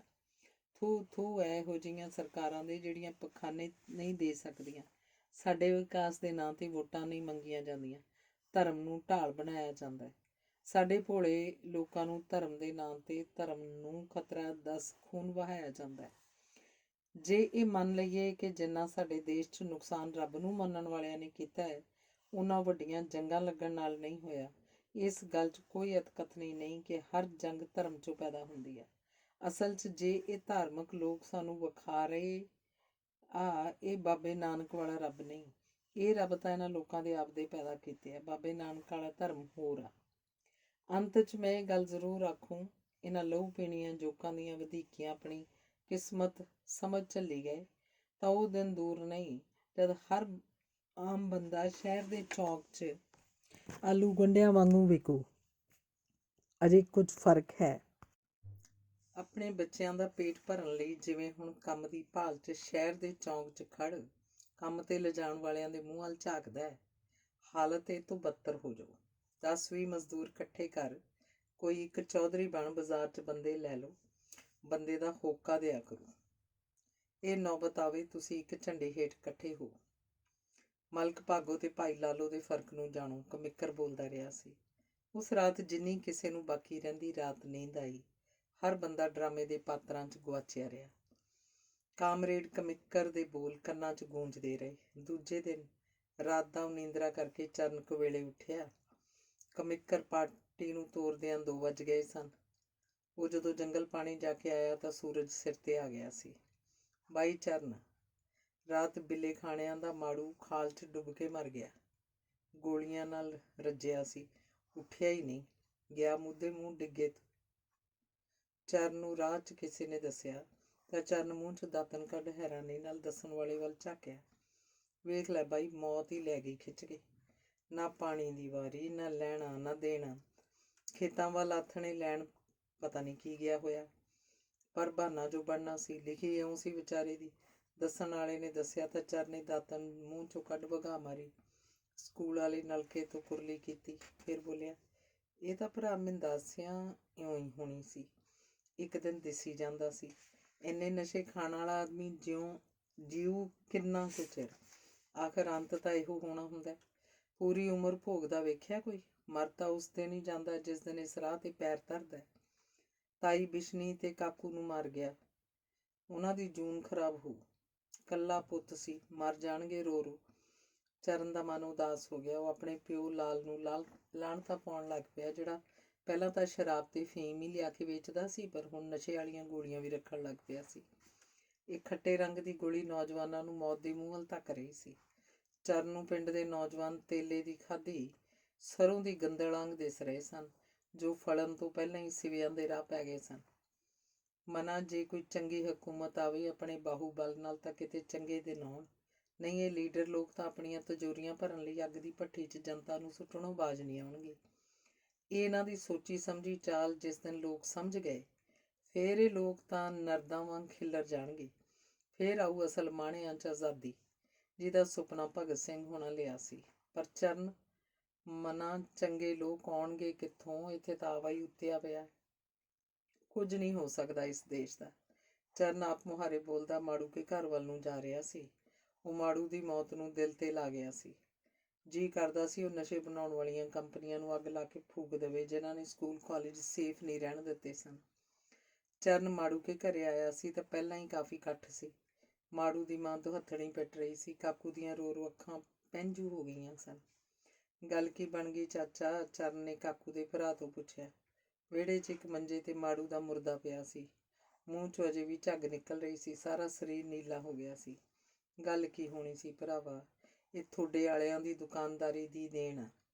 ਖਬਰੇ ਅਜੇ ਹੋਰ ਕਿੰਨੇ ਘਰਾਂ ਦੇ ਚਿਰਾਗ ਬੁਝਣਗੇ। ਇਹ ਕੰਜਰ ਸਵੇਰੇ ਉੱਠਣ ਸਾਰੀ ਉੱਧਰ ਨੂੰ ਤੁਰਿਆ ਜਾਂਦਾ ਸੀ। ਕੱਲ ਕੋਈ ਇਹਨੂੰ ਘਰੋਂ ਪੈਸਾ ਨਾ ਮਿਲਿਆ ਤਾਂ ਚੋਰੀ ਕਣਕ ਦਾ ਗੱਟਾ ਲੈ ਗਿਆ। ਕਣਕ ਵੀ ਹੇਠੋਂ ਉੱਤੋਂ ਉਹੋ ਹੀ ਸੀ। ਪੀਣ ਬਣਾ ਕੇ ਰੱਖੀ, ਚੱਕੀ ਤੇ ਵੇਚ, ਗੋਲੀਆਂ ਖਰੀਦ, ਉੱਥੇ ਹੀ ਖੇਤਾਂ ਵੱਲ ਨਿਕਲ ਗਿਆ। ਅਨਮਾਨ ਹੀ ਆ, ਖਾਲ 'ਚ ਪਾਣੀ ਪੀਣ ਲੱਗਾ ਵਿੱਚ ਜਾ ਪਿਆ ਹੋਊ। ਉੱਠਿਆ ਕਾਹਦਾ ਜਾਣਾ ਸੀ ਫਿਰ? ਉਹ ਦੱਸ ਵੀ ਰਿਹਾ ਸੀ। ਨੱਕ ਨੂੰ ਸੜਾਕਾ ਜਿਹਾ ਵੀ ਮਾਰ ਰਿਹਾ ਸੀ। ਕਦੀ ਅੱਖਾਂ ਦਾ ਪਾਣੀ ਪੂੰਝਦਾ। ਚਰਨ ਬਿੰਦ ਝੱਟ ਬੈਠ ਆਪਣੇ ਘਰ ਵੱਲ ਆ ਗਿਆ। ਕਰਤਾਰਾ ਚਰਨ ਦਾ ਵਿਆਹ ਬੰਨ ਆਇਆ, ਪਰ ਚਰਨ ਨੂੰ ਕੋਈ ਖੁਸ਼ੀ ਨਾ ਹੋਈ। ਚਰਨ ਤਾਂ ਇਸ ਸੋਚ ਨੇ ਦੱਬ ਲਿਆ ਕਿ ਹੁਣ ਘਰੇ ਕਲੇਸ਼ ਪਊ ਹੀ ਪਊ। ਉਹਦੀ ਇਹ ਸੋਚਣੀ ਉਸ ਵੇਲੇ ਸੱਚ ਹੋ ਨਿਬੜੀ ਜਦੋਂ ਕਰਤਾਰਾ ਘਰੇ ਵਿਆਹ ਦੱਸਣ ਆਇਆ। ਸ਼ਾਮ ਕੁਰੇ ਭਾਈ ਮੈਂ ਵਿਆਹ ਬੰਨ ਆਇਆ। ਕਰਤਾਰੇ ਦੇ ਮੂੰਹ 'ਚ ਹੀ ਸੀ ਜਦ ਲਾਲ ਕਾਲੇ ਨਾਗੰਗ ਸਿਰ ਚੱਕ ਫੁੰਕਾਰਾ ਮਾਰ ਗਿਆ। ਕਿਤੋਂ ਪੁੱਛ ਕੇ ਗਿਆ ਸੈਂ? ਕਿਤੋਂ ਪੁੱਛ ਗਏ? ਮੈਂ ਤੈਨੂੰ ਪਹਿਲਾਂ ਹੀ ਆਖਿਆ ਸੀ, ਪਰ ਤੈਂ ਮੇਰੀ ਗੱਲ ਪੱਲੇ ਨਾ ਬੰਨੀ। ਮੈਂ ਉਸ ਹਰਾਮ ਦੀ ਔਲਾਦ ਨੂੰ ਇੱਕ ਓਰਾ ਨਹੀਂ ਦੇਣਾ, ਕਿਤੇ ਭੁਲੇਖੇ 'ਚ ਤੁਰਿਆ ਫਿਰਦਾ ਹੋਵੇਂ। ਹਾਂ ਜੇ ਆਖੇ ਸੋਹਣ ਵਿਆਹ ਲਿਆਊ, ਕਰ ਲੈ ਆਪਦੇ ਸਹੁਰਿਆਂ ਨਾਲ ਗੱਲ। ਮੈਨੂੰ ਪਤਾ ਸੀ ਤੂੰ ਇਹ ਕਰਤੂਤ ਕਰਕੇ ਵਿਖਾਉਣੀ ਆ। ਮੈਨੂੰ ਇਹ ਵੀ ਪਤਾ ਤੂੰ ਮਚਾਕੀ ਵੀ ਗਿਆ ਸੀ ਭਾਨੀ ਮਾਰਨ। ਇਹ ਤਾਂ ਗੱਲ ਤੂੰ ਉੱਥੇ ਹੀ ਕਰ ਆਉਣੀ ਸੀ, ਸੌਣ ਢੁਕਣ ਵਾਲੀ, ਜਿਹੜੀ ਹੁਣ ਖੁੰਭ ਟਪਾ ਕੇ ਆਇਆ। ਭੋਰਾ ਹੋਰ ਠੱਪੀ ਜਾਂਦੀ। ਪਰ ਤੂੰ ਤਾਂ ਮਹਾਂ ਬੇਸ਼ਰਮ ਹੈ। ਤੈਨੂੰ ਕੀ ਫਰਕ ਪੈਣਾ ਸੀ? ਕਰਤਾਰੇ ਨੇ ਆਖਿਆ। ਸ਼ਾਮੂ ਵੀ ਚੁੱਪ ਨਾ ਰਹਿ ਸਕੀ। ਤੂੰ ਰੱਬ ਦਿਆ ਬੰਦਿਆ, ਸਾਰੀ ਉਮਰ ਹੀ ਘਰ 'ਚ ਸੂਣ ਗੱਡੀ ਰੱਖੀ ਆ। ਕਦੇ ਤਾਂ ਬੰਦਾ ਬਣ ਜਾ, ਕਦੇ ਤਾਂ ਦਿਮਾਗ ਤੋਂ ਕੰਮ ਲੈ। ਮੁੰਡਾ ਸਾਰੀ ਦਿਹਾੜੀ ਕਾਲੇ ਬਲਦਾਂ ਕਮਾਈ ਕਰਦਾ, ਪਰ ਜੇ ਉਹਨੂੰ 4 ਛਿੱਲਣਾਂ ਦੀ ਲੋੜ ਪੈਂਦੀ ਆ ਭਾਈ ਜੀ ਕੇ ਘਰ ਨੂੰ ਭੱਜਦਾ। ਅੱਜ ਉਹ ਵਿਆਹੀ ਦਾ ਤਾਂ ਤੂੰ ਉਲਟੀਆਂ ਭਾਨੀਆਂ ਮਾਰਨ ਤੇ ਹੋ ਗਿਆ। ਤੇਰੀ ਮੈਂ ਮਾਂ ਨੂੰ। ਲਾਲ ਨੇ ਪੀੜੀ ਤੇ ਬੈਠੀ ਸ਼ਾਮੂ ਦੀ ਵੱਖੀ 'ਚ ਲੱਤ ਜਾ ਮਾਰੀ। ਸ਼ਾਮੂ ਲੋਟਣੀ ਖਾ ਗਈ। ਲਾਲ ਦੁਬਾਰਾ ਲੱਤ ਚੁੱਕਣ ਹੀ ਲੱਗਾ ਸੀ ਜਦ ਕਰਤਾਰਾ ਅੱਗੇ ਆ ਗਿਆ। ਹੁਣ ਸੋਚ ਕੇ ਮਾਰੀ ਓਏ, ਨਹੀਂ ਜਵਾੜੇ ਪਾਉਂਦੇ ਹੋ ਤੇਰੇ। ਤੂੰ ਬਣਾ ਕੀ ਛੱਡਿਆ? ਕਰਤਾਰੇ ਨੇ ਆਖਿਆ ਤਾਂ ਲਾਲ ਢਹਿਲਾ ਪੈ ਗਿਆ। ਉਦੋਂ ਹੀ ਤੁਰਦਾ ਫਿਰਦਾ ਚਰਨ ਆ ਗਿਆ। ਸ਼ਾਮੂ ਦੀ ਕਸੀਸ ਵੱਟੀ ਤੇ ਲੱਕ ਤੇ ਧਰਿਆ ਹੱਥ ਵੇਖ ਉਹ ਸਮਝ ਗਿਆ ਕਿ ਕੀ ਹੋਇਆ। ਮਾਂ ਗੱਲ ਕੀ ਆ? ਚਰਨ ਨੇ ਪੁੱਛਿਆ। ਸ਼ਾਮੂ ਨੀਵੀਂ ਪਾ ਗਈ।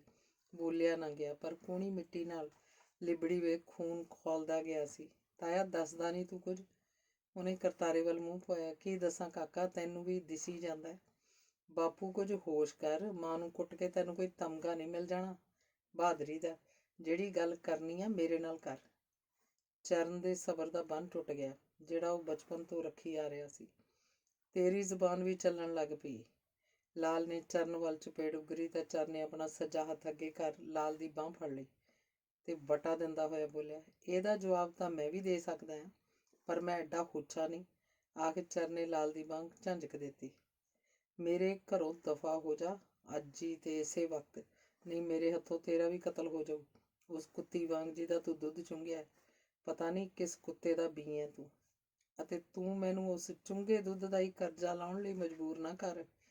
ਇਹ ਸ਼ਬਦ ਕਿਸੇ ਹੋਰ ਨੇ ਆਖੇ ਹੁੰਦੇ ਤਾਂ ਕੀ ਤੂੰ ਮੁੱਢ ਪੱਟ ਦਿੰਦਾ ਹੀ ਲਾਲ ਦੇ ਮੂੰਹ 'ਚ ਰਹਿ ਗਿਆ। ਚਰਨ ਨੇ ਕੰਧ ਨਾਲ ਪਈ ਕਸੌਲੀ ਚੱਕੀ, ਇੰਨੇ ਜ਼ੋਰ ਦੀ ਲਾਲ ਦੇ ਸਿਰ ਵੱਲ ਸੁੱਟੀ ਕਿ ਜੇ ਲਾਲ ਪਿੱਛੇ ਨਾ ਹਟਦਾ ਤਾਂ ਲਾਲ ਦਾ ਸਿਰ ਭਰਾੜ ਹੋ ਚੁੱਕਿਆ ਹੋਣਾ ਸੀ। ਨਾ ਓਏ, ਇਹ ਕੀ ਕਰਨ ਲੱਗਾ, ਪਾਗਲ ਨਾ ਹੋਵੇ ਤਾਂ। ਕਰਤਾਰੇ ਨੇ ਦੂਜੀ ਵਾਰ ਲਈ ਉਭਰੀ ਕਸੌਲੀ ਥੱਲੇ ਆਉਂਦੀ ਚਰਨ ਨੂੰ ਜੱਫਾ ਪਾ ਲਿਆ। ਕਮਲਾ ਹੋ ਗਿਆ, ਛੱਡ ਦੇ ਤਾਇਆ ਮੈਨੂੰ, ਅੱਜ ਮੈਂ ਇਹਨੂੰ ਦੱਸ ਹੀ ਦੇਵਾਂ। ਇਹਦਾ ਕੀ ਵਿਗੜ ਜਾਊ ਕੰਜਰ ਦਾ, ਕੁਛ ਨਹੀਂ ਵਿਗੜਨਾ ਇਹਦਾ। ਤੂੰ ਚੱਲ ਮੇਰੇ ਨਾਲ ਉੱਧਰ ਘਰ ਨੂੰ, ਤੂੰ ਵੀ ਚੱਲ ਭਾਈ ਸ਼ਾਮ ਕੁਰੇ, ਇੱਥੇ ਹੁਣ ਤੁਹਾਡੀ ਗੁਜ਼ਰ ਨਹੀਂ ਹੋਣੀ। ਕਰਤਾਰੇ ਨੇ ਆਖਿਆ। ਉਹਨੂੰ ਇਹੋ ਹੀ ਹੱਲ ਨਜ਼ਰ ਆਇਆ ਸੀ ਕਿ ਕੇਰਾਂ ਉਹਨਾਂ ਨੂੰ ਘਰੋਂ ਪਾਸੇ ਕੀਤਾ ਜਾਵੇ। ਹਾਂ ਲੈ ਜਾ ਇਹਨੂੰ ਵੀ, ਮੈਨੂੰ ਮਰਿਆ ਸਮਝ ਚਾਦਰ ਪਾ ਲੈ ਇਹਦੇ ਤੇ। ਲਾਲ ਨੇ ਆਪਣੀ ਬੇਸ਼ਰਮੀ ਦਾ ਟੋਕਰਾ ਕਰਤਾਰੇ ਤੇ ਸ਼ਾਮੋ ਦੇ ਸਿਰ ਮਧਿਆ ਦਿੱਤਾ। ਅਕਲ ਨੂੰ ਹੱਥ ਮਾਰ ਓਏ ਠੇਠਰਾ, ਹੱਦ ਟੱਪ ਚੱਲਿਆ ਤੂੰ। ਤੇਰੇ ਅਰਗਿਆਂ ਚਗਲਾਂ ਹੀ ਦਿਓਰ ਭਰਜਾਈ ਦਾ ਰਿਸ਼ਤਾ ਬਦਨਾਮ ਕੀਤਾ, ਕੰਜਰ ਕਿਸੇ ਥਾਂ ਦਾ ਨਾ ਹੋਵੇ ਤਾਂ। ਕਰਤਾਰਾ ਗਿਰੇ ਹੋਏ ਬੋਲ ਸੁਣ ਗੁੱਸੇ ਨਾਲ ਕੰਬਣ ਲੱਗ ਪਿਆ। ਤੂੰ ਚਰਨ ਨੂੰ ਉੱਧਰ ਲੈ ਚੱਲ ਭਾਈ ਜੀ, ਜਾ ਪੁੱਤ ਆਪਦੇ ਤਾਏ ਨਾਲ ਵਗ ਜਾ, ਸ਼ਾਮੋ ਨੇ ਆਖਿਆ। ਲਾਲ ਬੇਸ਼ੱਕੀਆਂ ਗਾਲਾਂ ਕੱਢਦਾ ਬਾਹਰ ਨੂੰ ਤੁਰ ਗਿਆ। ਕਰਮੋਂ ਦਾ ਕੱਛਾਂ ਵਿੱਚ ਦੀ ਹਾਸਾ ਨਿਕਲਦਾ ਫਿਰਦਾ ਸੀ। ਪਤਾ ਨਹੀਂ ਕਿਹੜੀ ਮਿੱਟੀ ਦੀ ਬਣੀ ਸੀ। ਆਂਢੀ ਗੁਆਂਢੀ ਕੰਧਾਂ ਨਾਲ ਲੱਗ ਕਨਸੂਆਂ ਲੈ ਰਹੇ ਸਨ। ਨਹੀਂ ਸ਼ਾਮ ਕੁਰੇ, ਤੁਰ ਤੂੰ ਵੀ, ਨਹੀਂ ਤੇਰੀ ਮੌਤ ਵੀ ਲਾਜ਼ਮੀ ਆ ਇਸ ਕੰਜਰ ਹੱਥੋਂ, ਮੈਨੂੰ ਦਿਸੀ ਜਾਂਦਾ, ਕਰਤਾਰੇ ਨੇ ਆਖਿਆ ਤਾਂ ਸ਼ਾਮੋ ਨੇ ਸਪਸ਼ਟ ਸ਼ਬਦਾਂ 'ਚ ਜਾਣ ਤੋਂ ਇਨਕਾਰ ਕਰਤਾ। ਨਹੀਂ ਭਾਈ ਜੀ, ਇਉਂ ਨਹੀਂ ਸੂਤ, ਮੇਰਾ ਇਹ ਚੱਕਿਆ ਕਦਮ ਸਾਰੀ ਉਮਰ ਦੀ ਰੱਖੀ ਰਖਾਈ ਘੱਟੇ ਪਾ ਦੂ। ਆਪਣੇ ਭੈਣ ਭਰਾਵਾਂ ਵਰਗੇ ਰਿਸ਼ਤੇ ਨੂੰ ਇਸ ਕੰਜਰ ਨੇ ਕਲੰਕਤ ਕਰਨੋਂ ਨਹੀਂ ਹਟਣਾ, ਨਾਲੇ ਸੌਣ ਨੂੰ ਵੀ ਨਹੀਂ ਛੱਡ ਸਕਦੀ। ਸੱਪ ਦੇ ਮੂੰਹ 'ਚ ਕੋੜ ਕਿਰਲੀ ਵਾਲੀ ਗੱਲ ਆ। ਆਂਦਰਾਂ ਮੇਰੀਆਂ ਵੀ ਭੁੱਜਦੀਆਂ, ਪਰ ਕੀ ਕਰਾਂ, ਬਾਹਰ ਨਹੀਂ ਜਾਂਦੀ। ਬਸ ਚਰਨ ਨੂੰ ਲੈ ਜਾ ਤੂੰ, ਮੈਂ ਆਪਦੀਆਂ ਬਣੀਆਂ ਆਪੇ ਨਿਬੇੜੂ, ਸ਼ਾਮੋ ਨੇ ਆਖਿਆ ਤਾਂ ਕਰਤਾਰੇ ਕੋਲ ਕਹਿਣ ਨੂੰ ਕੋਈ ਸ਼ਬਦ ਹੀ ਨਹੀਂ ਬਚੇ ਸਨ। ਉਹ ਕਹਿੰਦਾ ਤਾਂ ਕੀ ਕਹਿੰਦਾ। ਆ ਚੱਲੀਏ ਸ਼ੇਰਾ, ਮੈਨੂੰ ਲੱਗਦਾ ਹੁਣ ਇਸ ਘਰ 'ਚ ਤੇਰਾ ਰਹਿਣਾ ਠੀਕ ਨਹੀਂ, ਕਰਤਾਰੇ ਨੇ ਆਖਿਆ ਤਾਂ ਸ਼ਾਮੋ ਦੀ ਲੇਰ ਨਿਕਲ ਗਈ। ਸੋਚ ਰਹੀ ਸੀ ਮਨਾ, ਜਿਉਂ ਇਸ ਨਖੁੱਟੇ ਦਾ ਜਨਮ ਹੋਇਆ ਹੈ, ਇਹਨੇ ਵੀ ਇੱਕ ਦਿਨ ਨਹੀਂ ਸੁੱਖ ਦਾ ਵੇਖਿਆ। ਖਬਰੇ ਮਾਂ ਪੁੱਤ ਕੀ ਆਪਣੇ ਕਰਮਾਂ 'ਚ ਲਿਖਾ ਕੇ ਲਿਆਈ ਸੀ। ਐਡਾ ਸਿਆਣਾ ਧੀ ਪੁੱਤ ਕਰਮਾਂ ਵਾਲੇ ਘਰੇ ਜੰਮਦਾ ਹੈ, ਪਰ ਇਹਦੀਆਂ ਸਾਰੀਆਂ ਸਿਆਣਪਾਂ ਘੱਟੇ ਪੈ ਗਈਆਂ। ਹੋਰ ਕੋਈ ਹੁੰਦਾ ਲਾਲ ਨੂੰ ਟੁੱਕਿਆ ਹੋਣਾ ਸੀ। ਅੱਜ ਲਾਲ ਦੇ ਕਸੌਲੀ ਵੱਜ ਜਾਂਦੀ ਤਾਂ ਜਮਾਂ ਹੀ ਪੱਟੇ ਗਏ ਸੀ। ਸਰਾਵਾਂ ਵਾਲਾ ਜਾਗਰ ਵੀ ਤਾਂ ਇਉਂ ਹੀ ਮਰਿਆ ਸੀ। ਭਤੀਜੇ ਨਾਲ ਜ਼ਮੀਨ ਕਰਾਉਣ ਗਿਆ ਸੀ ਕਚਹਿਰੀ, ਪੁੱਤ ਨੂੰ ਛੱਡ ਕੇ ਕਚਹਿਰੀ 'ਚ ਹੀ ਮਾਰਤਾ ਮੁੰਡੇ ਨੇ। ਹੋਰ ਕਰਦਾ ਵੀ ਕੀ, ਹੱਲ ਵੀ ਕੀ ਸੀ ਹੋਰ। ਕਿਹਦਾ ਜੀਅ ਕਰਦਾ ਕੌੜਾ ਅੱਕ ਚੱਬਣ ਨੂੰ। ਚਲੋ ਵਾਹਿਗੁਰੂ ਨੂੰ ਹੀ ਫਿਕਰ ਆ। ਸ਼ਾਮੋ ਆਪ ਮੁਹਾਰੇ ਗੱਲਾਂ ਕਰਦੀ ਰਹੀ।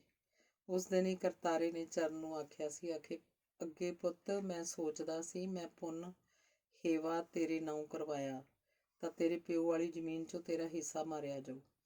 ਤੂੰ ਲਾਲ ਦੀ ਜਾਇਦਾਦ ਦਾ ਵਾਰਸ ਨਹੀਂ ਰਹਿ ਜਾਣਾ। ਮੈਂ ਕਿਸੇ ਹੋਰ ਢੰਗ ਨਾਲ ਜ਼ਮੀਨ ਦੇਊਂ ਤੈਨੂੰ, ਸਰਕਾਰੀ 100 ਨੁਕਤੇ ਹੁੰਦੇ ਆ, ਪਰ ਹੁਣ ਸੋਚਦਾ ਖਸਮਾਂ ਨੂੰ ਖਾਏ ਲਾਲ ਦੀ ਜ਼ਮੀਨ। ਨਾਲੇ ਕੀ ਪਤਾ ਉਸ ਕੋਲ ਵੀ ਰਹਿਣੀ ਹੈ ਕਿ ਨਹੀਂ, ਜਿਹੜੀ ਲੋਕਾਂ ਨਾਲ ਠੱਗੀਆਂ ਮਾਰ ਖਰੀਦਦਾ ਫਿਰਦਾ ਹੈ। ਆਪਦੀ ਵੀ ਬਚਾ ਪਾਊਗਾ ਕਿ ਨਹੀਂ। ਇੱਕ ਮੁਕੱਦਮਾ ਕਿਤੇ ਤਕੜਾ ਸਹੇੜ ਲਿਆ ਇਹਨਾਂ ਨੇ, ਸਾਰੀ ਮਦਾਰੀ ਦੇ ਪੈਸਿਆਂ ਨੂੰ ਉੜ ਜੂ। ਬਸ ਤੂੰ ਅੱਜ ਤੋਂ ਇਸ ਘਰ ਦਾ ਵਾਰਸ, ਮੈਂ ਭਲਕੇ ਤਹਿਸੀਲ ਜਾ ਕੇ ਕੰਮ ਕਰਵਾ ਲੈਣਾ। ਪਰ ਤਾਇਆ, ਕਿ ਮੈਂ ਜ਼ਮੀਨ ਬਿਨਾਂ ਗੁਜ਼ਾਰਾ ਨਹੀਂ ਕਰ ਸਕਦਾ। ਹੋਰ ਵੀ ਤਾਂ ਬੇਜ਼ਮੀਨੇ ਲੋਕ ਆਪਣਾ ਢਿੱਡ ਤੋਰਦੇ ਆ, ਮੈਂ ਵੀ ਤੋਰੀ ਜਾਊਂ। ਇਹਦੇ 'ਚ ਇੰਨੀ ਫਿਕਰ ਵਾਲੀ ਕਿਹੜੀ ਗੱਲ ਆ, ਚਰਨ ਨੇ ਆਖਿਆ। ਉਹ ਸਵਾਰਥੀ ਨਹੀਂ ਬਣਨਾ ਚਾਹੁੰਦਾ ਸੀ। ਇਹ ਗੱਲ ਨਹੀਂ ਜਿਹੜੀ ਤੂੰ ਸੋਚਦਾ ਪਾਗਲਾ, ਮੈਂ ਤੇਰਾ ਸਕਾ ਤਾਇਆ ਹਾਂ, ਕੋਈ ਓਪਰਾ ਨਹੀਂ। ਤੇਰੇ ਦਾਦੇ ਦੀ ਜਾਇਦਾਦ ਆ, ਕਰਤਾਰੇ ਨੇ ਸਮਝਾਇਆ। ਠੀਕ ਆ ਤਾਇਆ, ਜਿਵੇਂ ਤੁਸੀਂ ਚੰਗਾ ਸਮਝਦੇ ਹੋ। ਤੇਰਾ ਵਿਆਹ ਹੁਣ ਇਸ ਘਰ 'ਚ ਹੋਊ, ਅੱਜ ਤੋਂ ਤੂੰ ਇਸ ਘਰ ਦਾ ਮਾਲਕ ਹੈ। ਤੇਰੇ ਨਾਮ ਕੁਛ ਨਾ ਹੋਇਆ ਤਾਂ ਜਸਵੀਰ ਕੀ ਸੋਚੂ, ਗੁਰੇ ਹੋਣੀ ਕੀ ਸੋਚਣਗੇ। ਇਹੋ ਨਾ ਕਿ ਸਾਡੀ ਧੀ ਡੋਬਦੀ। ਮੁੰਡੇ ਕੋਲ ਹੈ ਹੀ ਕੀ, ਆਪਾਂ ਰਿਸ਼ਤਾ ਹੀ ਕਿਉਂ ਕੀਤਾ, ਜਦੋਂ ਮੁੰਡੇ ਦਾ ਪਿਓ ਹੀ ਸਿਰ ਫਿਰ ਗਿਆ ਸੀ। ਉਹ ਤਾਂ ਇਉਂ ਹੀ ਕਹਿਣਗੇ ਨਾ, ਠੀਕ ਆ ਜਿਵੇਂ ਤੁਹਾਡੀ ਮਰਜ਼ੀ ਆ। ਮਰਜ਼ੀ ਦੀ ਗੱਲ ਨਹੀਂ ਸ਼ੇਰਾ, ਮੰਨ ਲੈ ਸਾਨੂੰ ਕੱਲ ਨੂੰ ਕੁਝ ਹੋ ਜਾਏ, ਫਿਰ ਸੋਹਣ ਤੇ ਲਾਲ ਵੀ ਲੱਤ ਅੜਾਉਣਗੇ, ਫਿਰ ਕਲੇਸ਼ ਦੀ ਥਾਂ ਬਣੂ ਇਹ ਜ਼ਮੀਨ ਤੇਰੇ ਨਾਮ ਹੋ ਗਈ, ਫਿਰ ਕਿਸੇ ਦੀ ਲੱਤ ਨਹੀਂ ਅੜਨੀ। ਸੰਤ ਨੇ ਚੁੱਪ ਤੋੜੀ। ਕਰਤਾਰੇ ਨੇ ਚਰਨ ਨੂੰ ਮਤਬੰਨਾ ਬਣਵਾ ਲਿਆ। ਚਰਨ ਸਰਕਾਰੀ ਕਾਗਜ਼ਾਂ 'ਚ ਕਰਤਾਰੇ ਦੀ ਜਾਇਦਾਦ ਦਾ ਮਾਲਕ ਬਣ ਗਿਆ, ਉਹਦਾ ਵਾਰਸ। ਲਾਲ ਤੇ ਸੋਹਣ ਨੂੰ ਪਤਾ ਲੱਗਾ ਤਾਂ ਉਹ ਸੜ ਭੁੱਜ ਕੋਲੇ ਹੋ ਗਏ। ਉਹ ਤਾਂ ਮਨ 'ਚ ਕਰਤਾਰੇ ਵਾਲੀ ਜ਼ਮੀਨ ਤੇ ਵੀ ਅੱਖ ਰੱਖੀ ਬੈਠੇ ਸੀ, ਤੇ ਉਹਨਾਂ ਨੂੰ ਪਤਾ ਲੱਗਣ ਤੇ ਧੱਕਾ ਲੱਗਣਾ ਹੀ ਲੱਗਣਾ ਸੀ। ਇੱਕ ਧੱਕਾ ਹੋਰ ਲੱਗਾ ਸੀ ਜਦ ਚਰਨ ਤੋਂ ਬਾਅਦ 'ਚ ਸੀਰੀ ਵੀ ਭੱਜ ਗਿਆ ਸੀ। ਖੇਤ ਦਾ ਕੰਮ ਥਾਂ ਪੁਰ ਥਾਂ ਖੜ ਗਿਆ ਸੀ। ਕਰਤਾਰੇ ਵਾਲੇ ਖੇਤ ਦਾ ਕੰਮ ਚਰਨ ਨੇ ਸੰਭਾਲ ਲਿਆ। ਚਰਨ ਦੇ ਵਿਆਹ ਦੇ ਦਿਨ ਨੇੜੇ ਆਉਣ ਲੱਗ ਪਏ। ਫੱਗਣ ਚੜ੍ਹਨ ਸਾਰੀ ਵਿਆਹ ਦੀਆਂ ਤਿਆਰੀਆਂ ਹੋਣੀਆਂ ਸੀ। ਕਰਤਾਰੇ ਤੇ ਸੰਤ ਨੂੰ ਹਰ ਰੋਜ਼ ਸ਼ਹਿਰ ਜਾਣਾ ਪੈਂਦਾ ਸੀ। ਦਿਨ ਹੀ ਗਿਣਤੀ ਦੇ ਰਹਿ ਗਏ ਸਨ। ਕਦੀ ਕੋਈ ਚੀਜ਼ ਖਰੀਦਣੀ ਹੁੰਦੀ, ਕਦੀ ਕੋਈ। ਚਰਨ ਨੇ ਭਾਵੇਂ ਬਥੇਰਾ ਆਖਿਆ ਸੀ ਕਿ ਵਿਆਹ ਤੇ ਫਾਲਤੂ ਖਰਚ ਨਹੀਂ ਕਰਨਾ, ਪਰ ਕਰਤਾਰਾ ਤੇ ਸੰਤ ਨਹੀਂ ਮੰਨੇ ਸੀ। ਉਹਨਾਂ ਦਾ ਕਹਿਣਾ ਸੀ ਕਿ ਅਸੀਂ ਲਾਲ ਨੂੰ ਕਰਕੇ ਵਿਖਾਵਾਂਗੇ। ਖੰਡ ਦੀਆਂ ਬੋਰੀਆਂ, ਘਿਓ ਦੇ ਪੀਪੇ ਖਰੀਦੇ ਗਏ, ਮੈਦਾ, ਵੇਸਣ ਤੇ ਹੋਰ ਲੋੜੀਂਦਾ ਸਮਾਨ ਆਉਣਾ ਸ਼ੁਰੂ ਹੋ ਗਿਆ। ਵਰੀ ਵੀ ਬਣਾ ਲਿਆਂਦੀ। ਹੁਣ ਸੰਤੋ ਦੀ ਇੱਕ ਜਿੱਦ ਸੀ ਕਿ ਗਾਉਣ ਵਾਲੀ ਜ਼ਰੂਰ ਲਿਆਉਣੀ ਆ, ਪਰ ਕਰਤਾਰਾ ਤੇ ਚਰਨ ਨਹੀਂ ਮੰਨ ਰਹੇ ਸਨ। ਉਹਨਾਂ ਦਾ ਕਹਿਣਾ ਸੀ ਕਿ ਆਪਾਂ ਇਸ ਬੇਵਕੂਫੀ ਨਾਲ ਵਿਆਹ 'ਚ ਕੋਈ ਭੰਗੜਾ ਨਾ ਪਵਾ ਲਈਏ। ਸੋਹਣ ਹੋਣਾ ਕੋਈ 19-21 ਕਰਤੀ ਤਾਂ ਕੰਮ ਖਰਾਬ ਹੋ ਜੂ। ਲੋਕ ਆਪਾਂ ਨੂੰ ਅੱਡ ਗਾਲਾਂ ਕੱਢਣਗੇ ਕਿ ਇਸ ਕੰਜਰਖਾਨੇ ਬਿਨ ਕੀ ਗੱਡਾ ਖੜਾ ਸੀ। ਉਹਨਾਂ ਮਸਾਂ ਸੰਤੋ ਨੂੰ ਮਨਾਇਆ। 3 ਦਿਨ ਪਹਿਲਾਂ ਹਲਵਾਈ ਆ ਗਿਆ। ਪਸ਼ੂਆਂ ਵਾਲੇ ਵਰਾਂਡੇ 'ਚ ਕੁਤਰੇ ਵਾਲੀ ਮਸ਼ੀਨ ਵਾਲੇ ਪਾਸੇ ਭੱਟੀਆਂ ਪੱਟੀਆਂ ਗਈਆਂ। ਸ਼ਰੀਕੇ ਕਬੀਲੇ 'ਚ ਕੜਾਹੀ ਤੇ ਆਉਣ ਲਈ ਸੱਦਾ ਦਿੱਤਾ ਗਿਆ, ਪਰ ਲਾਲ ਤੇ ਸੋਹਣ ਨੂੰ ਲੋਕੋਂ ਲੱਜੋਂ ਵੀ ਨਾ ਆਖਿਆ। ਸ਼ਾਮੋਂ ਦਾ ਲਾਲ ਤੋਂ ਬਾਗੀ ਹੋ ਕੇ ਆਉਣਾ ਉਹਦੇ ਲਈ ਠੀਕ ਨਹੀਂ ਸੀ। ਸੜ ਰਹੇ ਘਿਓ ਦੀ ਮਹਿਕ ਉਸ ਦਾ ਕੱਪੜ ਜਿੱਥੇ ਉਹਨੂੰ ਖੁਸ਼ੀਆਂ ਭਰਿਆ ਸੁਨੇਹਾ ਦੇ ਰਹੀ ਸੀ, ਦੂਜੇ ਪਾਸੇ ਉਹਦੀਆਂ ਸੋਚਾਂ ਘੋੜੇ ਭਜਾਈ ਫਿਰਦੀਆਂ ਸਨ। ਜੇ ਅੱਜ ਨੂਰਾ ਹੁੰਦੀ, ਉਹਨੇ ਆਹ ਕਰਨਾ ਸੀ, ਉਹ ਕਰਨਾ ਸੀ। ਫੁੱਲੀ ਨਹੀਂ ਸੀ ਸਮਾਉਣਾ ਉਹਨੇ ਤਾਂ। ਧਰਤੀ ਤੇ ਪੈਰ ਨਹੀਂ ਲੱਗਣਾ ਸੀ ਉਹਦਾ ਤਾਂ। ਉਹਨੇ ਮੈਨੂੰ ਹੀ ਅੱਗੇ ਲਾਉਣਾ ਸੀ, ਮੈਥੋਂ ਹੀ ਕਰਵਾਉਣੇ ਸੀ ਸਾਰੇ ਕਾਰ ਵਿਹਾਰ। ਸਗੋਂ ਮੈਂ ਆਖਣਾ ਸੀ, ਨਾ ਨਹੀਂ, ਇਹ ਰਸਮਾਂ ਤਾਂ ਤੂੰ ਕਰ, ਤੇਰਾ ਹੱਕ ਬਣਦਾ। ਪਰ ਉਹ ਕਿੱਥੇ ਮੰਨਣ ਵਾਲੀ ਸੀ। ਉਹ ਆਪ ਮੁਹਾਰੇ ਬੋਲਦੀ ਰਹੀ ਸੀ, ਮੋਇਆਂ ਦੀਆਂ ਕੀ ਗੱਲਾਂ ਕਰਨੀਆਂ। ਮਨਾ, ਜਿੱਥੇ ਮੈਥੋਂ ਨਖਾਫਣੀ ਤੋਂ ਜਿਉਂਦਿਆਂ ਜਾਗਦਿਆਂ ਵਿਆਹ ਨਹੀਂ ਵੇਖਿਆ ਜਾਣਾ। ਭੈਣ, ਮੈਨੂੰ ਮਾਫ਼ ਕਰੀ, ਜੇ ਇਸ ਦੁਸ਼ਟੇ ਨੇ ਤੇਰਾ ਕਤਲ ਕੀਤਾ। ਮੈਂ ਕਿਹੜਾ ਜਿਉਣੀ ਆ, ਮੈਨੂੰ ਤਾਂ ਜਿਉਂਦੀ ਨੂੰ ਮਾਰਤਾ। ਸੱਪ ਦੇ ਮੂੰਹ 'ਚ ਕੋੜ ਕਿਰਲੀ ਵਾਲੀ ਗੱਲ ਆ। ਜੇ ਖਾਂਦਾ ਤਾਂ ਕੋੜੀ ਦਾ, ਜੇ ਛੱਡਦਾ ਕਲੰਕ ਲੱਗਦਾ। ਕਿੰਨਾ ਚਿਰ ਉਹ ਆਪ ਮੁਹਾਰੇ ਬੋਲੀ ਗਈ ਸੀ, ਅੰਦਰ ਹੀ ਅੰਦਰ। ਵਿਆਹ ਵਾਲੇ ਘਰੇ 2 ਮੰਜੇ ਜੋੜ ਕੇ ਲਾਇਆ ਸਪੀਕਰ ਰੰਗ ਬੰਨ ਰਿਹਾ ਸੀ। ਖੇਤ ਬੰਨੇ ਕੰਮ ਕਰਦੇ ਹਾਲੀਆਂ ਪਾਲੀਆਂ ਦੇ ਹੱਥ ਕੰਮ ਵੱਲ, ਕੰਨ ਸਪੀਕਰ ਦੀ ਆਵਾਜ਼ ਵੱਲ ਸਨ। ਵਿਆਹ ਤੇ ਕਰਤਾਰੇ ਨੇ ਆਪਣੇ ਵਿੱਤ ਮੁਤਾਬਕ ਖੁੱਲ੍ਹਾ ਖਰਚ ਕੀਤਾ ਸੀ। ਹਾਣੀ ਮੁੰਡੇ ਚਰਨ ਨੂੰ ਟੌਂਚ ਵੀ ਦੇ ਰਹੇ ਸਨ। ਕਾਮਰੇਡ ਸੋਚ ਰੱਖਣ ਵਾਲਿਆਂ ਵੱਡਿਆਂ ਸਿਆਣਿਆਂ, ਤੂੰ ਖਰਚ ਕਿਉਂ ਕੀਤਾ? ਪਰ ਚਰਨ ਆਪਣੀ ਮਜਬੂਰੀ ਦੱਸ ਰਿਹਾ ਸੀ। ਉਹਦੇ ਤਾਂ ਕੁਝ ਵੱਸ 'ਚ ਸੀ ਨਹੀਂ, ਉਹ ਤਾਂ ਆਪ ਇਸ ਹੱਕ 'ਚ ਨਹੀਂ ਸੀ। ਪਰ ਜੋ ਕੀਤਾ ਸੀ, ਤਾਈ ਤੇ ਤਾਈ ਨੇ ਆਪਣੀ ਮਰਜ਼ੀ ਨਾਲ ਕੀਤਾ ਸੀ। ਚਰਨ ਨੂੰ ਜਿੱਥੇ ਆਪਣੇ ਵਿਆਹ ਦੀ ਖੁਸ਼ੀ ਸੀ, ਦੂਜੇ ਪਾਸੇ ਦਿਲ ਪੱਛਿਆ ਵੀ ਪਿਆ ਸੀ। ਜੀ ਤਾਂ ਕਰਦਾ ਸੀ ਉਹ ਸ਼ਾਮੋਂ ਮਾਂ ਨੂੰ ਧੱਕੇ ਨਾਲ ਲੈ ਆਵੇ। ਦਿਲ ਦੀ ਤਾਰ ਮਾਂ ਸ਼ਾਮੋਂ ਕੋਲ ਹੀ ਖੜਕਦੀ ਸੀ, ਪਰ ਉਹ ਮਜਬੂਰ ਸੀ। ਜੇ ਸ਼ਾਮੋਂ ਨੂੰ ਉਹ ਲੈ ਵੀ ਆਉਂਦਾ ਸੀ ਤਾਂ ਉਹਨੂੰ ਮਗਰੋਂ ਬਹੁਤ ਸਹਿਣਾ ਪੈਣਾ ਸੀ। ਇਹ ਸੋਚ ਹੀ ਉਹ ਸਬਰ ਦੀ ਘੁੱਟ ਭਰ ਗਿਆ। ਵਿਆਹ ਹੋ ਗਿਆ। ਜਸਬੀਰ ਵਿਆਹੀ ਆਈ। 3-4 ਦਿਨ ਲਾ ਮੁੜ ਗਈ। ਵਿਆਹ ਮੁਕਲਾਵਾ ਇਕੱਠਾ ਹੀ ਸੀ। ਤਰੌਜਾ ਚਰਨ ਨੇ ਮਹੀਨਾ ਠਹਿਰ ਕੇ ਲੈ ਕੇ ਆਉਣਾ ਸੀ। ਇਹ ਦਿਨ ਚਰਨ ਨੂੰ ਘੰਟੇ ਪਲ ਗਿਣਦਿਆਂ ਲੰਘਾਉਣੇ ਪਏ ਸਨ। ਇੱਕ ਦਿਨ ਸਾਲਾਂ ਬਰੋਬਰ ਲੱਗਦਾ ਸੀ। ਉਹ ਜਸਬੀਰ ਦੇ ਖਿਆਲਾਂ 'ਚ ਹਰ ਪਲ ਹਰ ਘੜੀ ਗੁੰਮ ਰਹਿੰਦਾ। ਤਾਰ ਉੱਥੇ ਹੀ ਖੜਕਦੀ, ਪਰ ਸਮਾਂ ਵੀ ਕਿਤੇ ਖਲੋਇਆ। ਚਰਨ ਮਹੀਨੇ ਬਾਅਦ ਜਾ ਕੇ ਜਸਬੀਰ ਨੂੰ ਲੈ ਆਇਆ। ਸ਼ਾਮੋਂ ਇੱਕ ਦਿਨ ਅੱਗਾ ਪਿੱਛਾ ਵੇਖ ਘਰੋਂ ਚੋਰੀ ਜਸਬੀਰ ਦਾ ਸਿਰ ਪਲੋਸੀ ਗਈ। ਚਰਨ ਨੂੰ ਉਸ ਦਿਨ ਪਤਾ ਲੱਗਾ ਕਿ ਸ਼ਾਮੋਂ ਨੂੰ ਮੱਠਾ ਬੁਖਾਰ ਵੀ ਰਹਿੰਦਾ ਸੀ, ਜੋ ਟੁੱਟ ਨਹੀਂ ਰਿਹਾ ਸੀ। ਚਰਨ ਨੇ ਬਥੇਰੇ ਵਾਸਤੇ ਪਾਏ ਕਿ ਉਹਨਾਂ ਨਾਲ ਆ ਕੇ ਰਹਿਣ ਲੱਗ ਪਵੇ। ਇਲਾਜ ਬਿਨਾਂ ਸਿਹਤ ਠੀਕ ਨਹੀਂ ਹੋਣੀ, ਪਰ ਸ਼ਾਮੋਂ ਕੁਝ ਨਹੀਂ ਬੋਲੀ ਸੀ। ਅੱਖਾਂ 'ਚੋਂ ਪਾਣੀ ਡੇਗਦੀ ਰਹੀ ਸੀ। ਹਾੜੀ ਆ ਗਈ। ਚਰਨ ਖੇਤ ਫਿਰਦਾ ਸੀ। ਸਾਰੀ ਕਣਕ ਉਹਨੇ ਲਾਵਿਆਂ ਤੋਂ ਹੀ ਵਢਵਾਈ ਸੀ। ਆਪ ਪੁਤਲੇ ਕੰਮ ਕਰਦਾ ਰਿਹਾ ਸੀ। ਕਰਤਾਰੇ ਨੂੰ ਉਹ ਕੰਮ ਨੂੰ ਹੱਥ ਨਹੀਂ ਲਾਉਣ ਦਿੰਦਾ ਸੀ। ਕਰਤਾਰਾ ਚਿੱਤ ਮੰਨਦਾ ਤਾਂ ਚਾਹ ਪਾਣੀ ਖੇਤ ਫੜਾ ਆਉਂਦਾ, ਨਹੀਂ ਸੱਥ 'ਚ ਹੀ ਬੈਠਾ ਰਹਿੰਦਾ। ਚਰਨ ਵੱਡੀ ਕਣਕ ਦੀਆਂ ਮੰਡਲੀਆਂ ਤੇ ਗੁੰਮੇ ਪੱਟ ਰੱਖ ਰਿਹਾ ਸੀ। ਹਨੇਰੀ ਬੁੱਲੇ ਦੀ ਰੁੱਤ ਸੀ। ਪਾਲਾ ਤੇ ਰੱਖੇ ਭਾਰ ਨਾਲ ਦਾਬ ਪੈ ਜਾਣੀ ਸੀ ਤੇ ਫਿਰ ਮਾੜੀ ਮੋਟੀ ਹਨੇਰੀ ਨਾਲ ਕੁਝ ਨਹੀਂ ਵਿਗੜਨਾ ਸੀ। ਉਹ ਕਰੜਵਾਣ 'ਚ ਕਹੀ ਮਾਰ ਪਹਿਲਾਂ ਗੁੰਮੇ ਪੱਟ ਲੈਂਦਾ, ਫਿਰ ਮੰਡਲੀ ਦੇ ਟੇਢੇ ਲੋਟ ਰੁੱਖ ਰੱਖ ਉੱਪਰ ਗੁੰਮੇ ਰੱਖ ਦਿੰਦਾ। ਚਰਨ ਉਸ ਕਣਕ ਵੱਲ ਵੀ ਝਾਕਦਾ ਸੀ ਜੋ ਬੀਜੀ ਤਾਂ ਭਾਵੇਂ ਉਹਨੇ ਸੀ, ਪਰ ਉਹਦੇ ਕਰਤਾਰੇ ਦੇ ਘਰੇ ਆ ਜਾਣ ਕਰਕੇ ਸੀਰੀ ਵੀ ਭੱਜ ਗਿਆ ਸੀ ਤੇ ਹੁਣ ਕਣਕ ਤੀਲਾ ਤੀਲਾ ਖੜੀ ਸੀ। ਨਾ ਢੰਗ ਨਾਲ ਵੇਲੇ ਸਿਰ ਪਾਣੀ ਹੀ ਲੱਗਾ ਸੀ ਤੇ ਨਾ ਰੇਹ ਕੰਡਾਈ ਪਿਆ ਸੀ। ਲਾਲ ਤੇ ਕਰਤਾਰੇ ਦੀ ਵੰਡ ਨੂੰ ਵਿਚਾਲਦੀ ਜਾਂਦਾ ਖਾਲ ਕੱਟਦਾ ਸੀ। ਉਹ ਵੇਖ ਰਿਹਾ ਸੀ ਕਿ ਲਾਲ ਵਾਲੀ ਜ਼ਮੀਨ 'ਚੋਂ ਖਾਣ ਜੋਗੇ ਦਾਣੇ ਹੋਣ ਦੀ ਆਸ ਨਹੀਂ ਸੀ। ਚਰਨ ਦਾ ਧਿਆਨ ਅਚਾਨਕ ਸੋਹਣ ਵੱਲ ਗਿਆ, ਜੋ ਹੱਥ 'ਚ ਬੰਦੂਕ ਫੜੀ ਉਸ ਵੱਲ ਹੀ ਸਿੱਧਾ ਹੋਇਆ ਹੁੰਦਾ ਸੀ।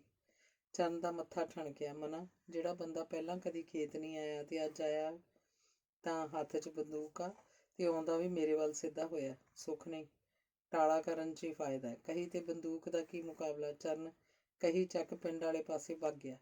ਸੋਹਣ ਉੱਪਰਲੇ ਰਾਹ ਵੱਲੋਂ ਆ ਰਿਹਾ ਸੀ। ਚਰਨ ਨੂੰ ਪਿੰਡ ਵੱਲ ਮੁੜਦਾ ਵੇਖ ਉਹਦੇ ਮਗਰ ਭੱਜਿਆ ਤਾਂ ਚਰਨ ਵੀ ਛਾਲੀ ਹੋ ਗਿਆ। ਠਾ! ਸੋਹਣ ਨੇ ਲਲਕਾਰਾ ਮਾਰ ਫਾਇਰ ਕਰ ਦਿੱਤਾ। ਚਰਨ ਦੇ ਮੋਢੇ ਤੇ ਗੋਲੀ ਲੱਗ ਗਈ ਤਾਂ ਚਰਨ ਖਾਲ ਪੈ ਕੋਡੀ ਢੋਈ ਹੋ ਗਿਆ। ਸੋਹਣ ਨੇ ਇੱਕ ਫਾਇਰ ਹੋਰ ਕਰ ਦਿੱਤਾ ਜੋ ਚਰਨ ਦੇ ਸਿਰ ਉੱਤੋਂ ਦੀ ਲੰਘ ਗਿਆ। ਸੋਹਣ ਬੰਦੂਕ 'ਚ ਰੌਂਦ ਪਾਉਣ 'ਚ ਉਲਝ ਗਿਆ ਤਾਂ ਚਰਨ ਦੂਰ ਨਿਕਲ ਗਿਆ। ਸੋਹਣ ਨੇ ਫਿਰ ਫਾਇਰ ਕੀਤਾ ਪਰ ਚਰਨ ਮਾਰ ਤੋਂ ਬਹੁਤ ਦੂਰ ਨਿਕਲ ਗਿਆ ਸੀ। ਚਰਨ ਘਰੇ ਆਇਆ ਤਾਂ ਲਹੂ ਲੁਹਾਨ ਸੀ। ਉਹਨੂੰ ਵੇਖ ਸੰਤੋ ਨੇ ਤਾਂ ਊਂ ਗਸ਼ ਪੈ ਗਈ। ਜਸਵੀਰ ਨੇ ਹਿੰਮਤ ਨਾ ਹਾਰੀ, ਆਪਣੇ ਆਪ ਨੂੰ ਕਾਬੂ 'ਚ ਰੱਖ ਕੇ ਪੁੱਛਿਆ, ਕੀ ਹੋ ਗਿਆ ਇੰਨਾ ਖੂਨ? ਗੋਲੀ ਲੱਗੀ ਆ, ਮੈਂ ਠੀਕ ਹਾਂ, ਫਿਕਰ ਵਾਲੀ ਗੱਲ ਨਹੀਂ, ਤੂੰ ਤਾਈ ਨੂੰ ਸੰਭਾਲ। ਚਰਨ ਨੇ ਆਖਿਆ। ਇਕੱਠ ਵੱਜ ਗਿਆ ਸੀ। ਕਈ ਲੋਕਾਂ ਨੇ ਚਰਨ ਨੂੰ ਭੱਜਿਆ ਆਉਂਦਿਆਂ ਵੇਖਿਆ ਸੀ। ਗੋਲੀ ਚੱਲਣ ਦੀ ਆਵਾਜ਼ ਵੀ ਸੁਣੀ ਸੀ। ਉਹ ਲੋਕ ਭੱਜੇ ਆਏ ਸਨ। ਕਰਤਾਰਾ ਵੀ ਆ ਗਿਆ ਸੀ। ਉਹਦੇ ਮੂੰਹ ਤੋਂ ਮੱਖੀ ਨਹੀਂ ਉੱਡ ਰਹੀ ਸੀ। ਉਹਨੇ ਤਾਂ ਕਦੇ ਸੋਚਿਆ ਹੀ ਨਹੀਂ ਸੀ ਕਿ ਗੱਲ ਕਤਲ ਤੱਕ ਆ ਜਾਊ। ਇੱਕ ਜਣਾ ਭੱਜ ਕੇ ਟਰੈਕਟਰ ਲੈ ਆਇਆ ਸੀ। ਦਲੀਪ ਨੇ ਸਾਫੇ ਨਾਲ ਘੁੱਟ ਕੇ ਮੋਢਾ ਬੰਨ੍ਹ ਦਿੱਤਾ। ਚਰਨ ਨੂੰ ਕਰਤਾਰਾ, ਦਲੀਪ ਤੇ 2 ਕੁ ਜਣੇ ਹੋਰ ਫਰੀਦਕੋਟ ਲੈ ਆਏ। ਤੁਸੀਂ ਅਜੇ ਖੜ ਜਾਓ, ਝੱਟ ਟਰਾਲੀ ਇੱਕ ਪਾਸੇ ਲਾ ਦਿਓ। ਦਲੀਪ ਬਾਈ, ਅੱਗੇ ਸ਼ਿਵ ਮੰਦਰ ਕੋਲੇ ਕਾਮਰੇਡਾਂ ਦਾ ਦਫ਼ਤਰ ਹੈ, ਉੱਥੇ ਕਮਿੱਕਰ ਹੋਊ, ਉਹਨੂੰ ਲੈ ਕੇ ਆ ਜਾ ਕੇ। ਅਸੀਂ ਇੱਥੇ ਹੀ ਰੁਕਦੇ ਹਾਂ। ਉਹਨੇ ਉਹ ਨਾ ਹੋਇਆ ਤਾਂ ਕੋਈ ਹੋਰ ਜਣਾ ਹੋਊ, ਸਮਝਾ ਦੇਈਂ ਉਹਨੂੰ। ਚਰਨ ਨੇ ਆਖਿਆ ਤਾਂ ਕਰਤਾਰਾ ਬੋਲਿਆ, ਜਿਹਨੂੰ ਸੱਦਣਾ ਹੋਇਆ ਫੇਰ ਸੱਦ ਲਈ, ਪਹਿਲਾਂ ਆਪਾਂ ਹਸਪਤਾਲ ਚਲੀਏ। ਕਿੰਨਾ ਖੂਨ ਵਗੀ ਜਾਂਦਾ, ਜਵਾਕਾਂ ਵਾਲੀਆਂ ਗੱਲਾਂ ਕਿਉਂ ਕਰਦਾ? ਆਪਾਂ ਕਿਸੇ ਪ੍ਰਾਈਵੇਟ ਡਾਕਟਰ ਨੂੰ ਜਾਣਦੇ ਨਹੀਂ, ਐਂ ਕਿਸੇ ਨੇ ਹੱਥ ਨਹੀਂ ਪਾਉਣਾ। ਅਗਲੇ ਸਰਕਾਰੀ ਹਸਪਤਾਲ ਵੱਲ ਹੱਥ ਕਰ ਦੇਣਗੇ। ਕੇਸ ਆਪਾਂ ਕਰਨਾ ਨਹੀਂ। ਕਮਿੱਤਰ ਦੇ 20 ਡਾਕਟਰ ਜਾਣੂ ਹੋਣਗੇ, ਆਹ ਗੱਲ ਆ। ਚਰਨ ਨੇ ਦੱਸਿਆ। ਕੇਸ ਨਹੀਂ ਕਰਨਾ? ਕਿਉਂ ਨਹੀਂ ਕਰਨਾ ਕੇਸ? ਤੇਰੀ ਵਧੀ ਸੀ, ਤੂੰ ਬਚ ਗਿਆ। ਨਹੀਂ ਬਚਣ ਨੂੰ ਥਾਂ ਸੀ ਕੋਈ? ਦਾਅਵਾ ਕਰੋ ਤੁਸੀਂ, ਸਿੱਧੀ 307 ਲੱਗੂ। ਹਿੱਲੂ ਕਿੱਧਰ ਪੁੱਤ ਮੇਰਾ?